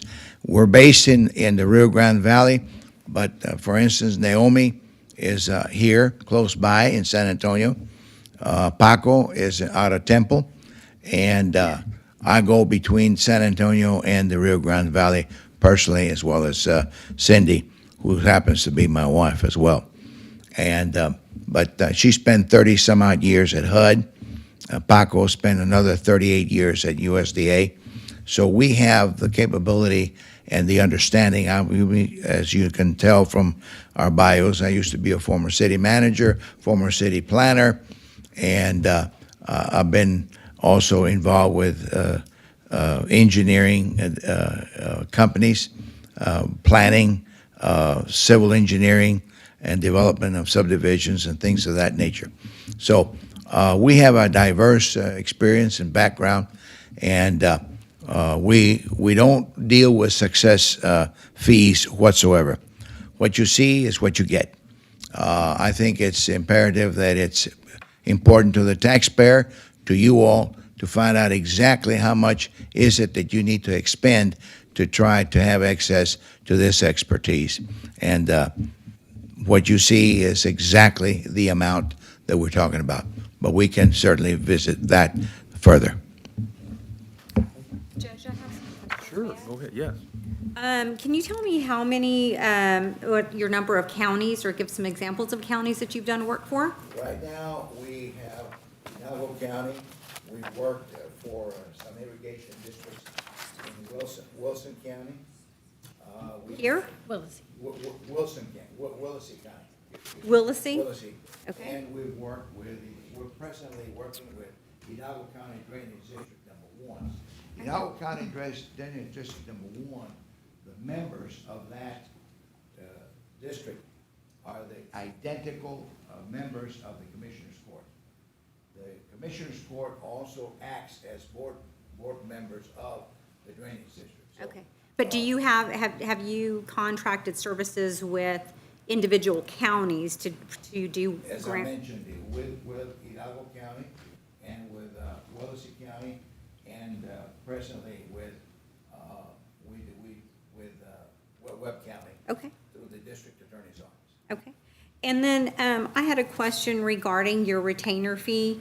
It's a monthly retainer fee. Can you help us understand what your retainer fee covers if it's on a monthly basis? Yes, the retainer fee is just a figure that we figured would be appropriate for the size of the county, and it is a retainer fee whereby you will know exactly what how much expended money you're going to be paying us on a monthly basis. I know, but what does it include? For 1 year. What are we paying you for, in other words? Well, What does that cover? whatever, it covers all types of research that we do for, based upon your priorities, as I mentioned. It covers the actual writing of the proposal or application, and in some cases, it also covers administration. Some grants do provide for grant administration fees, and that's negotiable between the Commissioners Court and us. Okay. My next question was, outside of the monthly retainer fee, it has plus expenses. What expenses would the county? That would be if it is if the Commissioners Court first approves it.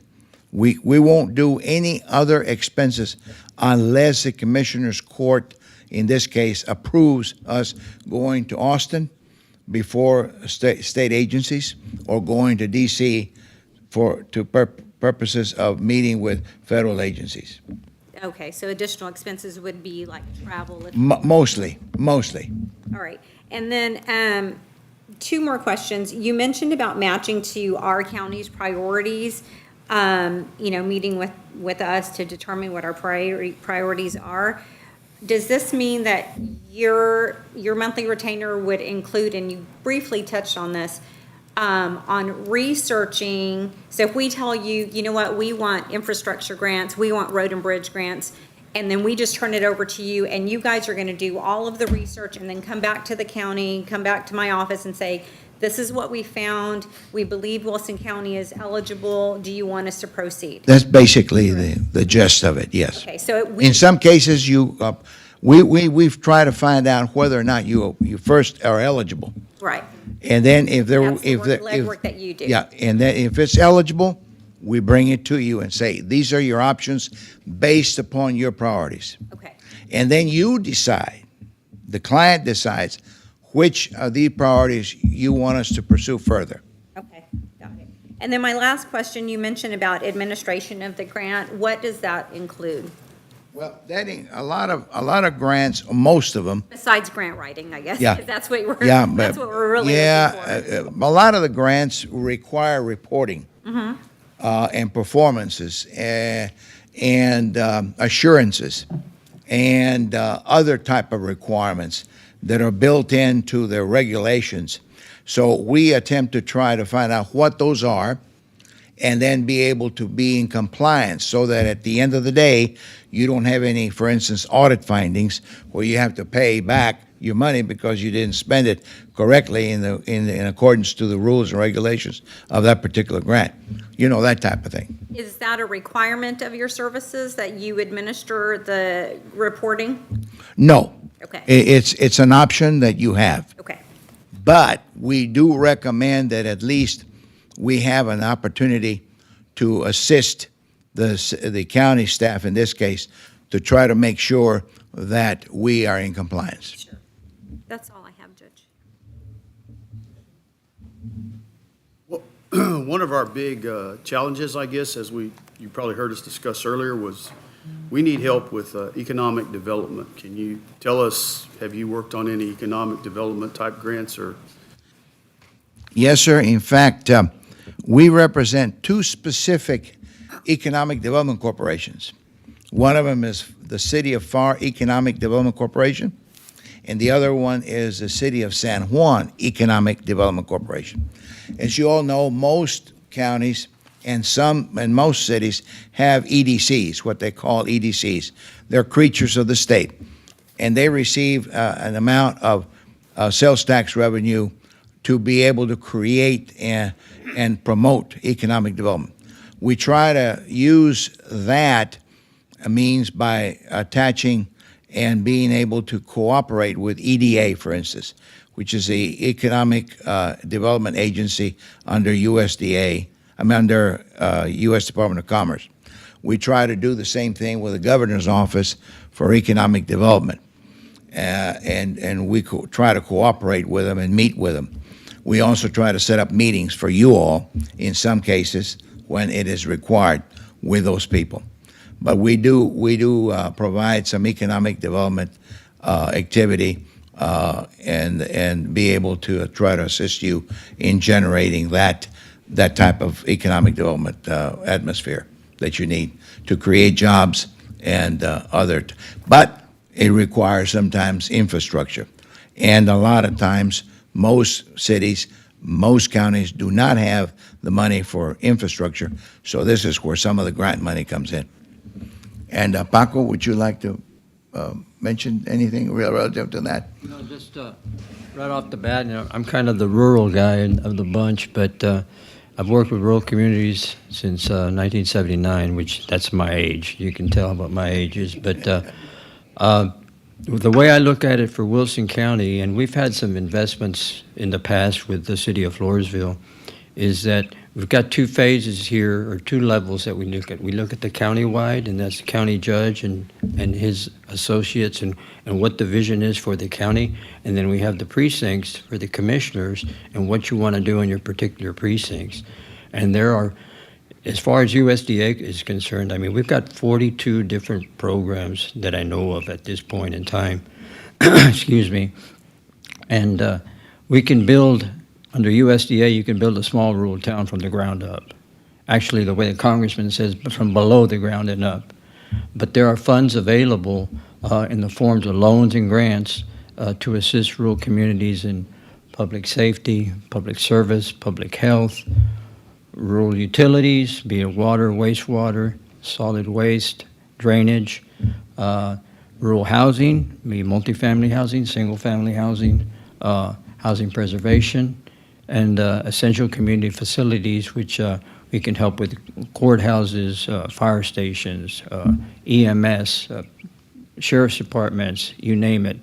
Not only development of facilities, but as well as development of, or the purchase of equipment, necessary equipment.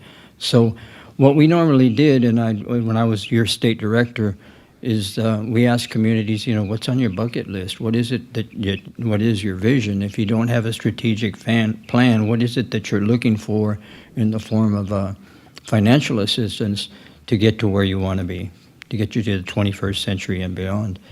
And I think that's what Hollis is trying to say, is that other than trying to be specific, 9 times out of 10, if USDA can't help you, because USDA Rural Development, it targets rural communities, there are other federal and state agencies that we can partner with in order to stretch those dollars and at the same time be able to get you to where you want to be.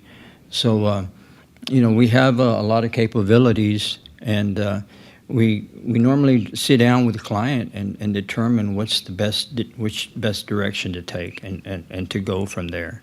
But there's a lot of opportunities out there. Rural Development is one agency in the federal government that's kind of overlooked. They have a lot of money, and a lot of that money isn't tapped into. And that's, you know, what when I was your state director, we wanted to make sure that we tried to spread that money the best we could throughout the state, not just in certain areas. So anyway, Hollis. And you have any questions of me?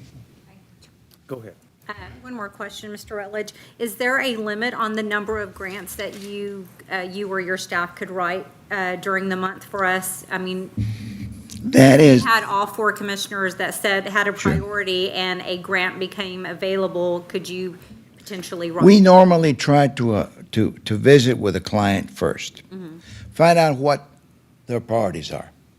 And then when we do the research on those priorities, we can come back and tell you, okay, I think that we ought to not look at priority 1 right now.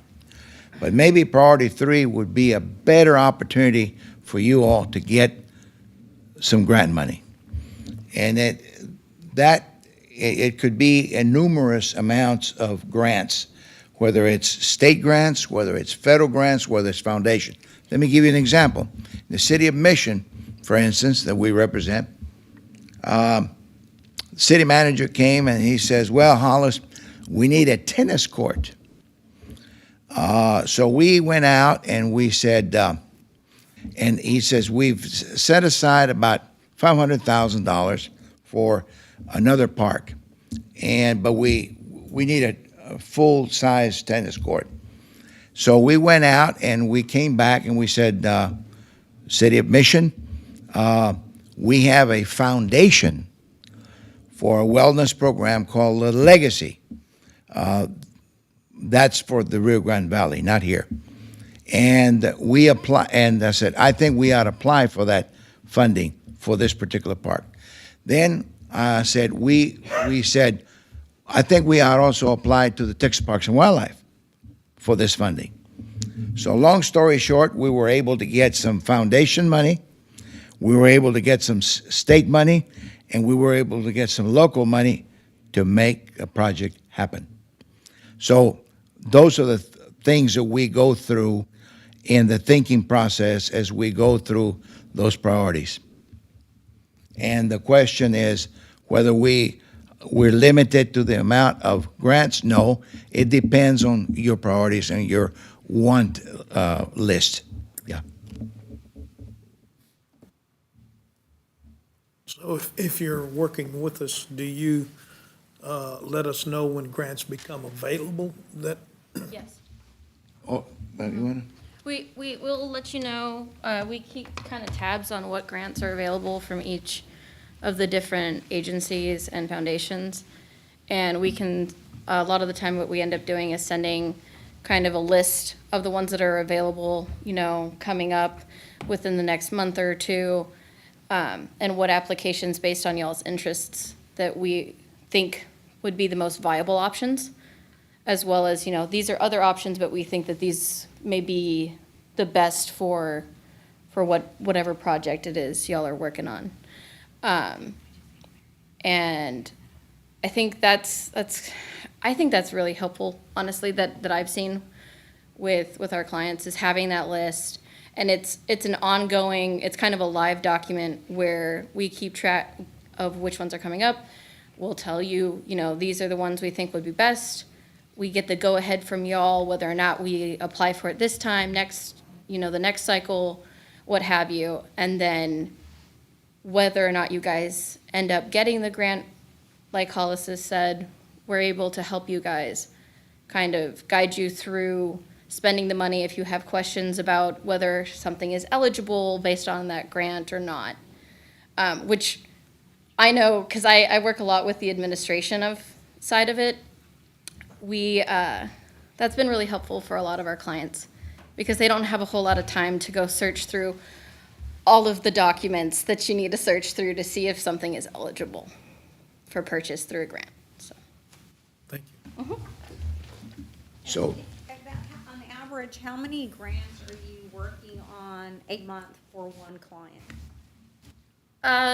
That varies, just because there's kind of high points where there's a number of grants due for a certain agency. And so there'll be clients who want 2 or 3 grants that are due because that agency has 2 or 3 grants coming up that month. Whereas the next month, it may be more of a foundation thing, and those are more sparse than your agencies. So I guess I'm just trying to envision with a monthly retainer fee, are there ever any months where there is not, where we're paying you for something that you're not in the process of working on? And do you see where I'm going? Like, right. Is there a lull where there are no grant applications being written? What are you doing? Researching. Okay. We're researching. Okay. Researching, and if you guys have any grants, then we're helping with administration wherever you all want. Okay, basically. Mm-hmm. No problem.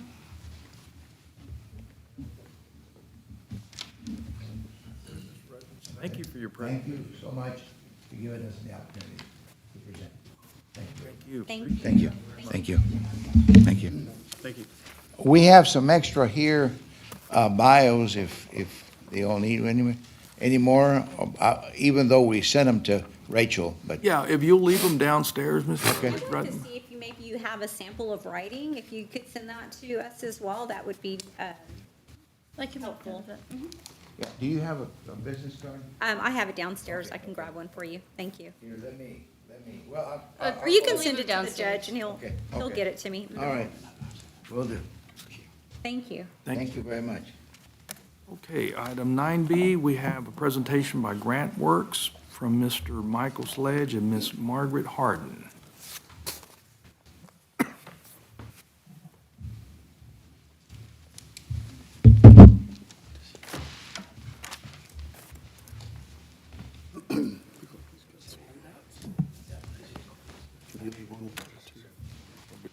Here.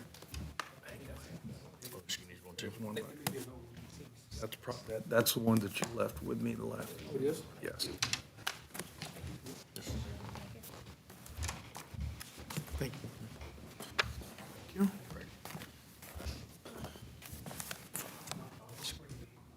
you. That's, thank you.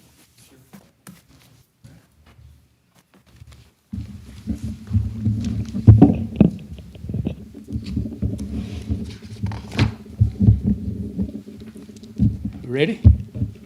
All right, good morning. Judge Whitman, Commissioner Martin, King, Paradola, and Atkins. My name is Michael Sledge. I'm a Client Services Manager with GrantWorks. My background includes 28 years in government with various state agencies. I retired in 2019 as Director of TxDOT's Marketing Program. I've been with GrantWorks for almost a year.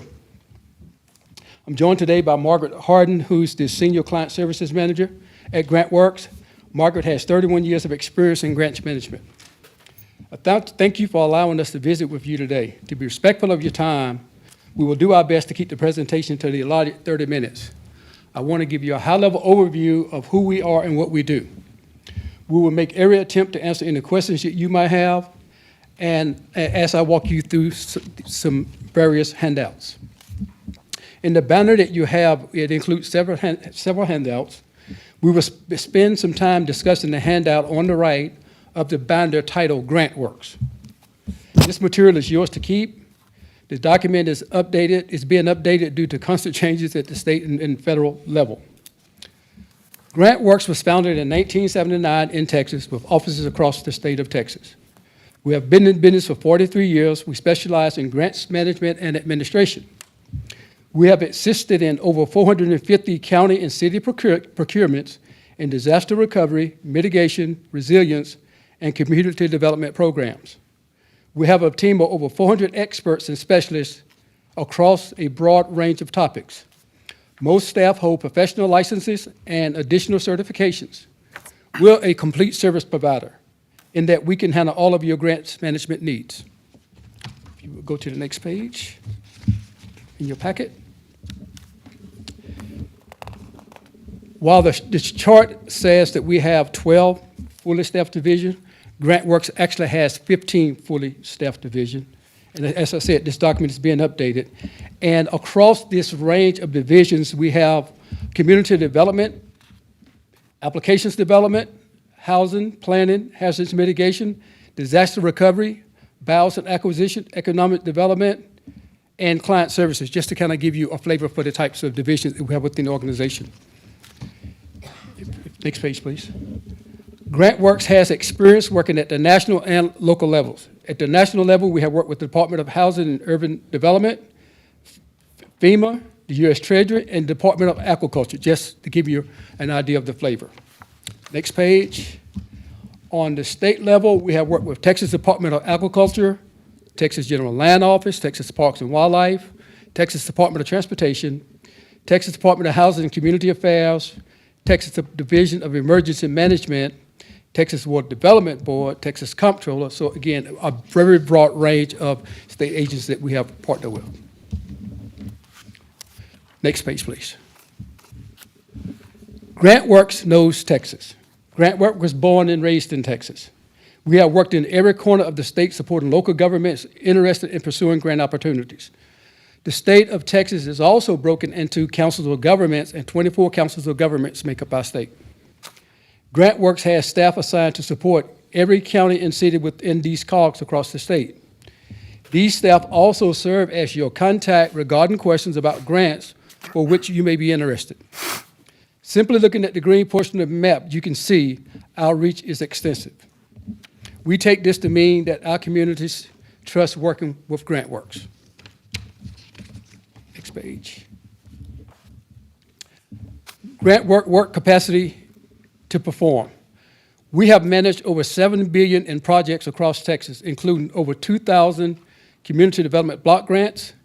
GrantWorks is #1 in every category, every CDBG category. Over 940 projects funded on the community development program. Over 200 planning grants completed. Over 50 local projects for CDBG mitigation from round 1 for infrastructure grant at $454 million. We're involved in Hurricane Ike and Dolly. Over 90 projects were completed exceeding $436 million. The 2015 floods, over 24 local projects exceeding $180 million. Hurricane Harvey, over 65 projects funded exceeding $183 million. buyouts and acquisition of 16 local government projects exceeding $59 million with no match requirements.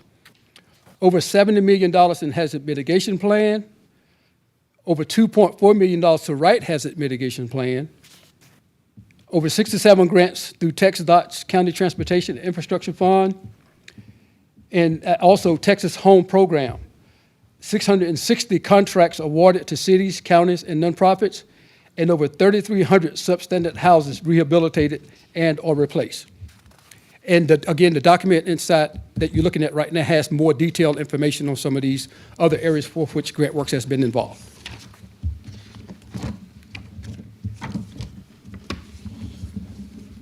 Next page, please. GrantWorks market various grants throughout the year, such as Community Development Block Grant, Fire Ambulance and Service Truck Fund, Texas Home Investment Partnership Program, commonly referred to as the HOME Program, and added Mid-Mart this year. During 2022, we marketed the following grant opportunities, just to kind of give you a flavor of the types of grants that GrantWorks has been involved in 2022. Texas Community Development Block Grant, Colonial Fund Construction, Downtown Revitalization and Main Street Programs, Fire Ambulance and Service Truck, also known as FAST, Planning and Capacity Building Fund, Rural Economic Development Program, State Urgent Need Fund, Fund, Texas Parks and Wildlife. And again, I said we have also worked in the mitigation program and the buyouts and acquisition program. Now, I want to give you a quick look at a couple of these programs and how we will come to you to talk about these particular programs. Now I'm talking to you about what they call the Fire and Ambulance and Service Truck Fund, also the FAST programs, the page I'm on right now. This is a particular grant that was eligible, and basically what the funds were set to do is provide for the eligible vehicle for emergency response and exceptional services to rural communities. And the types of things this fund was used to do was replace fire trucks or buy fire truck, ambulance, or other emergency equipment. The grant maximum this year was $750,000. Last year was $500,000. The match on this was 1%, which was $7,500. This particular grant tends to favor those communities with less than 1,000 in population. And the application cycle for this particular grant would vary. Next, I want to talk to you about the HOME program. This program is administered through Texas Department of Housing and Community Affairs. The program expands the supply of decent, safe, and affordable homes. I'm sorry, do you have a packet? Marshall, one of the judge had. Sorry, let me kind of give you, I thought I had given everyone one. I'll give you the page that we're currently talking from.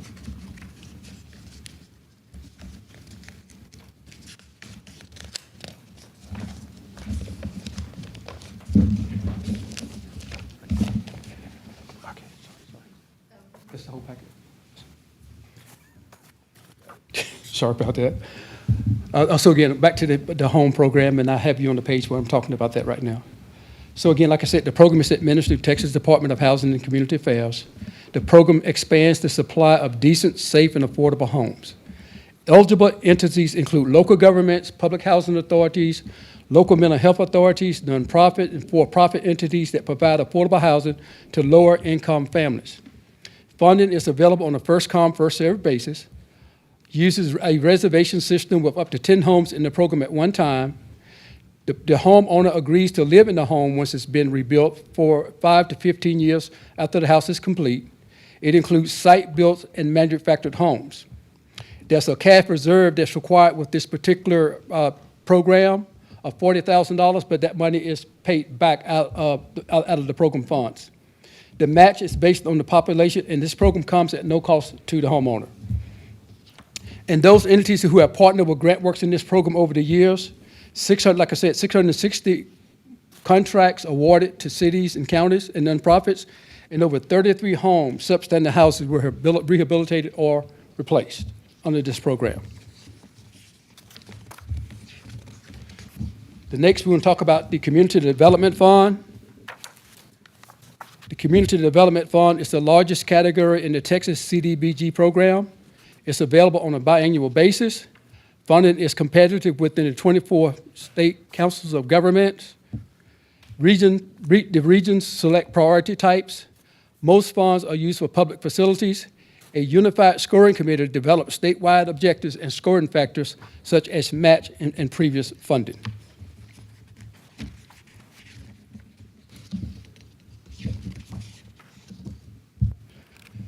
Next, I want to talk to you about a particular grant that we've actually, it's an allocation that we've actually reached out to the county to discuss. And I kind of want to go into a little bit of detail about this particular allocation to give you a little bit of background and maybe answer some questions that you may have about this. You should have a flyer in your packet, and it looks something like this. It should be on the left side of your packets, perhaps.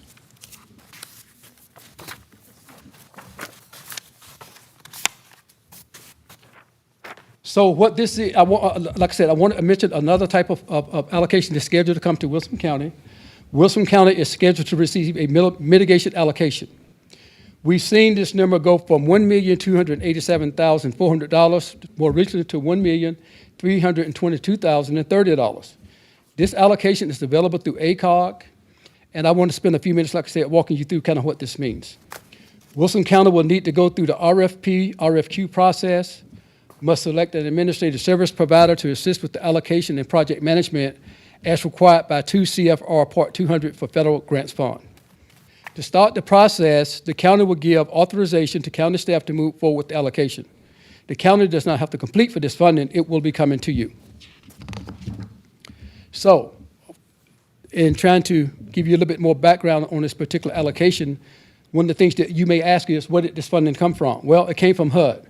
HUD allocated $4.3 billion in CBG mitigation fund to the state of Texas to build and implement structural and non-structural projects, programs, and partnerships throughout the state that reduce the risk and impact of future natural disasters.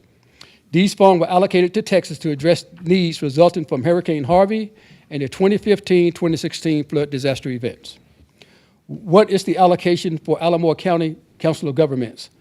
Of the $4.3 billion HUD allocated to the state of Texas, ACOG was allotted $29,888,000.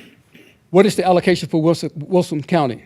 Wilson County allocation is $1,322,030. Why are we getting this allocation? Because you were impacted by either the 2015 or 2016 flood or Hurricane Harvey disaster events. Who determined how this allocation can be spent? The General Land Office set the parameters how the fund can be used based on HUD federal regulations. These events impacted 9 Texas of council governments. The ACOG coordinated with the cities and county to determine how priorities on allocation funding could be expended. The final method of distribution document approved at the COG level was submitted to GLO and is pending approval. How can these funds be used? Eligible activities can be found in the flyer that was provided to you. A more detailed conversation will occur once you have selected a grants administrator to discuss eligible activities further based on the county needs and program guidelines. Will we receive all our allocation at once? No. Funding is not received in one disbursement. Funds are reimbursed to the county through a draw request as services are completed. The county approves noted invoices and the draw requests are submitted to the GLO. How soon before this allocation of funding? After submitting your application, our experience is 3 to 6 months. Before construction, some requirements must be met, such as to a 90 to 120-day environmental review process. How long do we have to spend the allocated dollars? Generally 2 years from the award date. What will GrantWorks charge for administrative oversight? The rate is set by the General Land Office. However, GrantWorks estimate is negotiable. But generally, the rate for oversight is 5 to 6% of the total amount. Is there a match? No, there is no match for this allocation. You will receive these funds.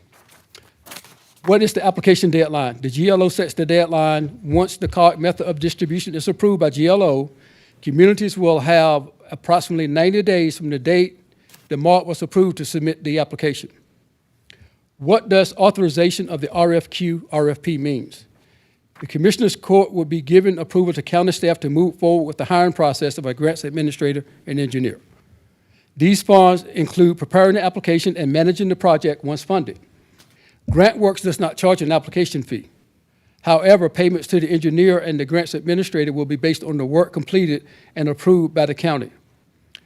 What is our commitment if we move forward with an authorization? Authorization does not commit the city accountant to pay for these services beforehand. The commitment comes after the contract is signed and the funds are awarded to the community by the GLO. There is no commitment, you're saying, that you give the county staff approval to move forward with the issuance of the request for proposal for administrative service and request for qualifications for engineering services for the Regional Mitigation Program Council of Governments method of distribution. So why are we having this conversation now? Because again, this is a step in the process that you guys will have to go through. So, may I interrupt? Yes, ma'am, you may.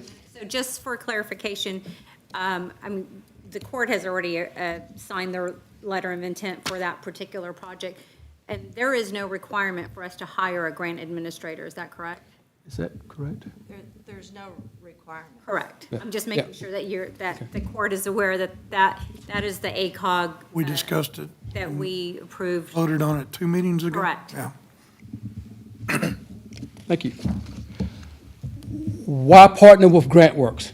GrantWorks is recognized as an industry leader in grants administration. We're a Texas-based company, and Texas is our priority.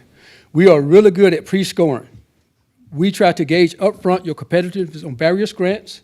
We try to rank whether or not you will be competitive for a grant. We're really good at writing applications. We're good at staying in compliance through project management, and we're really good at closeout and monitoring. We also are, as a part of our service, we offer pre-funding services, which is a client kickoff meeting where we talk about the various projects that will be eligible under the various grants. We also do conduct surveys. As far as post-funding services, what we do is administer the grants or construction management and environmental services. We coordinate with partner agencies and communities members, and we guide you through closeout and monitoring. As far as, GrantWorks has quality staffing.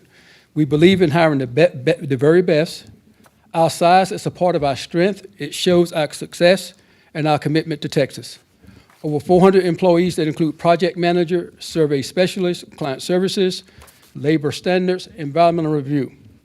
Half of the employees hold master's degrees in either city planning, engineering, construction management.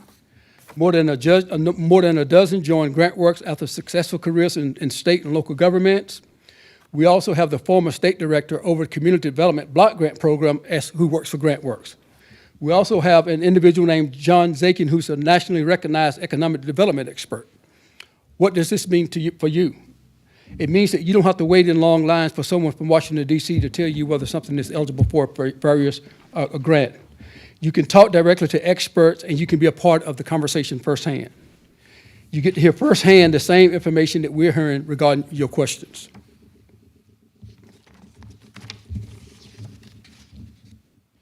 GrantWorks pays it forward. I'm also getting towards the last page in your packet. We believe in giving back to the community. GrantWorks employees live across these communities, so we want the best for all of our partners. We support over 32 food banks across the state. We support and participate in Toys for Tots program. We donate to local events within the communities. Our donations to nonprofits have eliminated over $6 million in medical debt, helping families in 116 different counties. However, GrantWorks will not donate to communities that are currently in any type of solicitation phase for a particular grant or loan. Of course, we want to make sure that we stay above board. In closing, what I would like to follow up and say is, we were founded in Texas. We're proud of our heritage. We're committed to Texas. We won't waste your time marketing opportunities for which you are not competitive. We will keep our commitment, and our aim is always you being our priority and bringing back funding to local communities. If you want to evaluate us, just ask some of our clients. We have an army of professionals at your disposal.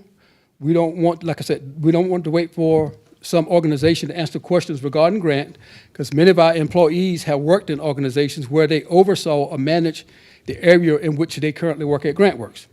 Half of our employees, like I said, hold master's degrees in city planning, engineering, construction management.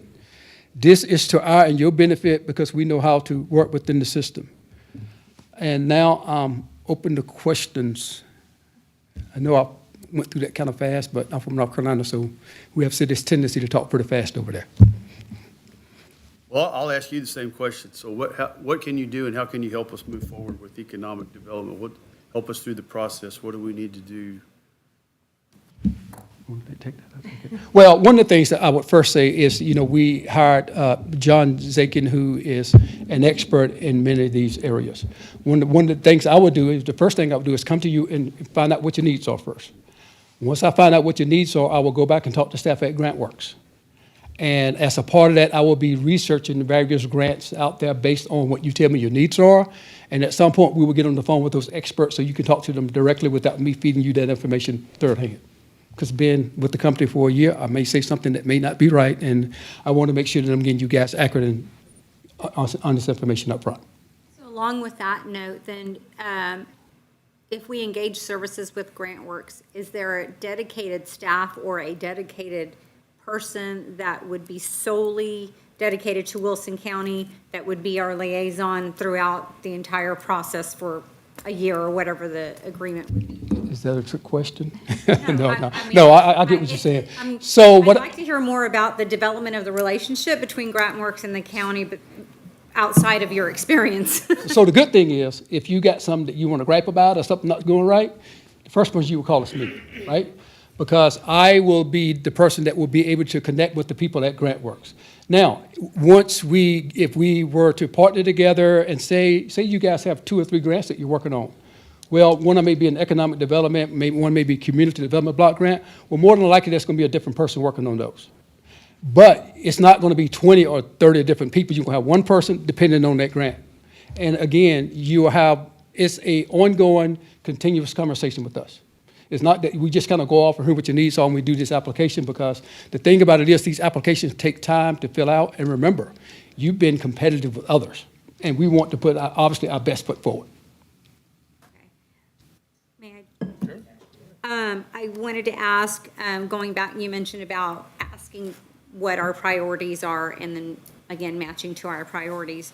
Does that mean you are constantly doing research on our priorities, or do we need to come to you to tell you, hey, we found a grant?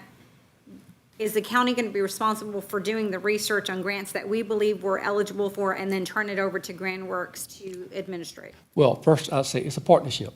It works. There are going to be some things that you're going to find out, and there are going to be some things that we're going to find out. But GrantWorks does this all day long. This is our living. So if you come to me and tell me about a grant, chances are I probably already heard about it. Remember what I said, GrantWorks pre-scores you, right? So what we do is when these grants come out, we look at what the requirements are and where you guys stand. And if we feel that you guys will be competitive, we will reach out to you. So we won't come to you and try to pitch something to you that we don't think you're going to score well for. Okay. If I understood you correctly, and commissioners, correct me if I'm wrong, but I thought I heard you say that all of your fees are written into grant applications. Is that correct? So let me just say this. We do not charge a retainer fee. So if you're not using my services, you shouldn't be paying me. It's the way that GrantWorks kind of looks at this. But most of the grants that I've been familiar with in the time that I've been there, the fee comes out of those grants. Okay. Yep. And so a follow-up question to that, if the county is not awarded a grant You don't that pay. you wrote, then there is no expense to You the don't pay. county? Okay. Yep. All right. Can you give me examples of maybe like 3 certain counties that you currently have a relationship with? So Are there any in our rural area? So some of the areas that we're currently working with, I'm basically assigned to what they call CapCog, which is Austin and San Antonio. And I've been really hammering away at ACOG lately. Bernie, Castroville, Frio County. I'm going to Frio County this afternoon. Pearsall, Kerrville, Bandera County, Medina. Those are ones that you currently have a relationship with, or that you're in the process? Well, so either we have a relationship with them or we've done some work with them in the past. Now, I can certainly go through and look at the list and kind of give you much more definitive data if that's what you're looking for. But Marion is one of the areas that we currently just got awarded. Lytle is another one. But yeah, I can definitely provide you more information on that. What did you get from Marion? Because they're close. We know. where they are. CDBG, that Community Development Block Grant, $500,000 for them. And we're also talking to them about some other grants right now. What have you gotten? Like, of course, there's a lot of different things that are on our plate, but road and bridge, construction's always an issue. And so where's your success rate in? So what's your question on that now? A lot of our concerns are dilapidated roads and/or bridges. What's your success rate in getting grants for those issues? So again, that would depend on what the issue is. I know we do have some experience in that, and that's one of the areas I'll go back and look at and give you some much more definitive data. I don't want to just kind of blow out something and it not be accurate, but did you have anything that maybe you want to add to that, Margaret? We have a local liaison, if. So what will happen is, the way it kind of works is, if you decide you want to work with GrantWorks, the first thing you do is reach out to me. I'll come out and have a conversation with you guys, and we just talk about any and everything that you guys want to be doing. And what we call that the wish list. We take that wish list and we go back and we start talking to people across the organization. Do you know anything in this area? Is there any funding out here in this area? You know, that may be something that may be coming down the pike in 6 to 12 months that someone may know about, right? So we start to get online for these things. But like I said, the good thing is, all the things that I'm talking to you guys about, you don't pay for that. That's been done for free.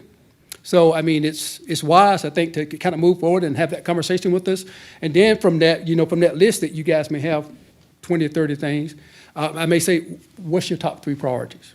And maybe that's what we start, but then it becomes this ongoing relationship. And like, as I said, when these grants come up in the future, you shouldn't have to run to me. I should be coming to you saying, hey, I just saw that there's a grant out there. I think you guys would score really well for it. I'd like to come out and have a visit with you about it. Are you okay with it? Do you know if Wilson County has engaged the services of GrantWorks in the past? Like I said, I've been with GrantWorks for 12 months, and I'm pretty sure they have. I'm pretty sure they've reached out, but I will get you an answer to that. It's a really good question. It's a good question. Have you done any grants for the city of Floresville? The city of Floresville, we have not recently. Okay, but could have in the past? It's possible. Mm-hmm, yes. Those are really good questions. Some of those, again, I'm sorry. Some of those, again, I think it has to do with the fact that GrantWorks has been in the business for 43 years, been doing this in Texas all that time. There's a number of counties and cities that they've done with, too numerous for us to sit here really and tell you about, but those things that if you are interested in receiving a list of those directly and possibly what grants that we did, other than Michael going through and telling you how much we've already done in millions and billions of dollars for the different funds. We did the county infrastructure fund. We've done that. For which county? Because I think that's what we're looking for, because, you know, there's 254 counties in the state. Right? Yes. We're all vying for the same type of money. And so if you could give us an example of, so the CTIF, you mentioned that, what county was that for? So that we could possibly, we all have contacts with those counties. We'd like to get some information. Sure, most on how- definitely. Yeah. Most definitely. We'd be But you glad to don't, do that. okay. Yeah, we can do that. That's why Yeah. we're asking if you know that off the, I mean. I don't have that off the top of my So head. GrantWorks has done so much, and I mean, it have a massive database. So like I said, I feel much more comfortable going back and looking at, based on what you're asking me and responding to you. Now, if there may be some general information I may want to provide as a part of that, and I'll certainly do that for you. That's all I have, Judge. Okay. And I guess follow up on that, if you have 10 counties that you represent and we're all after the same money, how do you end up working that problem internally at GrantWorks? Well, know remember you what I had a said, we Texas tried to pre-score you, right? So we. What does that mean? Because So- you've used it a bunch, and pre-scores based on our needs that we say? Well, so Or how we would fall in the grant application? How much you like us? So, We're out. you know, for example, on the community development block grant, you know, if you've been scored within the past 2 years to kind of take off 20 points. So there's some check boxes that happen as you look at these various grants. That's how you come up with that score. And what GrantWorks will go out and do, like I said, we'll look at what the grant is, whether you participated the last time, what your score was, and then the state kind of throws in some numbers. And like I said, you come up with a number, and then what happens is it goes, you guys will authorize it, goes off, and people start to work on writing the application. It's a process. It was bothering me anyways. You have the state of Texas, you have Wilson County highlighted in green as, somewhere at some point, you're stating that you assisted the county and or city with some grant, which, Those we just don't have currently. But I would definitely ask this question when I get back. Yeah, but we're working hard and diligently to let you know that we really are interested in working with Wilson County. And we really would like for you to consider working with us. And one thing that I'm going to mention that Michael did hit, most of these programs that we work with do require RFPs or RFQs prior to an application being developed, written, and then funded if you want grant management services. And as it's been stated before, there are so many things that are required once you have a grant. You know, reporting is critical. As a grant manager, we keep up with everything for you. We'll do your environmental, we'll do your surveys if you need income surveys to determine whether you're eligible or not because of low and moderate income. We do all of that for you, and you don't have to do that yourself. So we hope that what we present to you is something that you feel like will help you. We know that counties are extremely busy with their day-to-day life and what they have to do, and we can take that load off of you with helping through those services. You asked the question, if I may go back, about the MITMOD allocation. Are you required? No, you're not required to have a grant administrator. We just feel like it would be of a benefit to you to have a grant administrator that's been through other grants with other communities. Sure. And No, I understand that. I was just, because he was, my interpretation of what he was saying was that was a required step in the process, and it's not. I just wanted to make sure that he was aware of that. But that does require, if you get an outside contractor to do work for you, which means an administrator or an engineer to do any of that work, you are required to go through the RFP, RFQ process under the 200 CFR. It's federal regulation that says no one can help, anyone that helps you put together developments of a grant, specifications for a grant, can then not do the management if that is funded. So many of the things we're talking to you about, again, we don't charge a retainage fee. There are many things that you can't hire us for to do throughout the year because I could do that work for you, and then when it came time to put in an application, you would probably have to hire someone else then to do your management if that was the case. We're a turnkey operation. We want to help you from the very beginning. We want to understand your wants and your needs and your wishes and what's going to help you best and get that funded for you. Our applications, you know, all the applications we write are all mostly, I'll say that right in a minute, competitive. The way I've always looked at it, I've been doing it for a number of years. The way I always looked at it is we're going to come and we're going to write you the very best application we can write for Wilson County.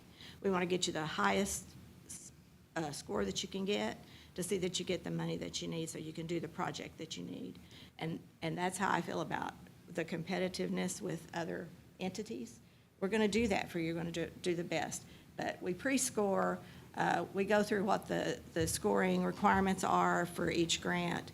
Where does Wilson County fall in those scores? And then we let you know, this is where we think you'll end up in funding. You know, in ACOG, they usually fund about, well, let's say the CDBG, the Community Development Fund. They are a biennial funding, so you write one application for 2 years of funding. And so they go down the list of those ranked, and they fund so many, and I think in recent years they've been funding maybe 8 to 10 a year, so maybe 20 over your biennial year would get funded. if you're number 35, we're going to be honest with you and say, this is what your score looks like, because it's all objective scoring. You know, years ago, we did subjective. We could go and do a presentation before a committee, and they could subjectively say, well, we think this guy needs a lot more help than this guy over here, but we can't do that anymore. So that's the way that things work, and that's why we hope we can help you. And again, we have a number of staff, as we've been talking about. How many are you going to get? We have experts in every step of the way. But once you get funded, you have a project manager that stays with you as long as that person is with GrantWorks. They'll stay with you. We're not going to pull project managers that work in the Panhandle to come work with you. We hope we will get someone that's close enough that they can work with you. You know, it's like I tell a lot of people, and I'll quit pretty soon. But COVID changed so much for so many things. And you got a lot of people that now work from home, and everything that we do with CDBG program, everything now is basically online. And you send papers back and forth online. You see people on Zoom meetings or team meetings and things like that. But we want to get the person that's going to best fit you and fit what you need and what your project is. That's our goal.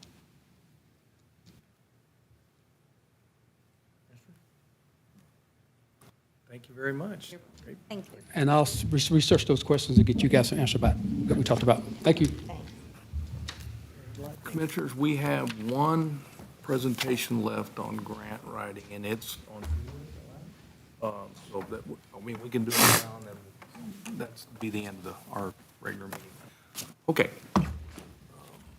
Here at Tacit Growth Strategies, we serve as a management consulting firm as well as project management office, or PMO for short. And we specialize in grant and proposal writing, project management training and consulting, impact investment strategy and fund development, and international business development consulting as well.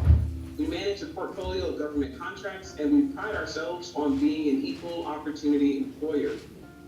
More recently, Tacit Growth Strategies is a vendor, an awarded contractor with the Purchasing Cooperative of America, also known as PCA. And PCA offers free membership to government entities, hospital districts, and school systems and other nonprofits all throughout the country, to include Canada as well as Mexico. So we are proud to be an awarded vendor for federal, state, and local grant writing through the Purchasing Cooperative of America.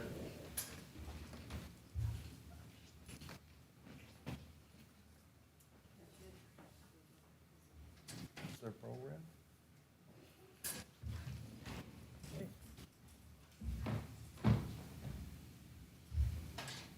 That's it? That's it. Looks like he has this. Is it? So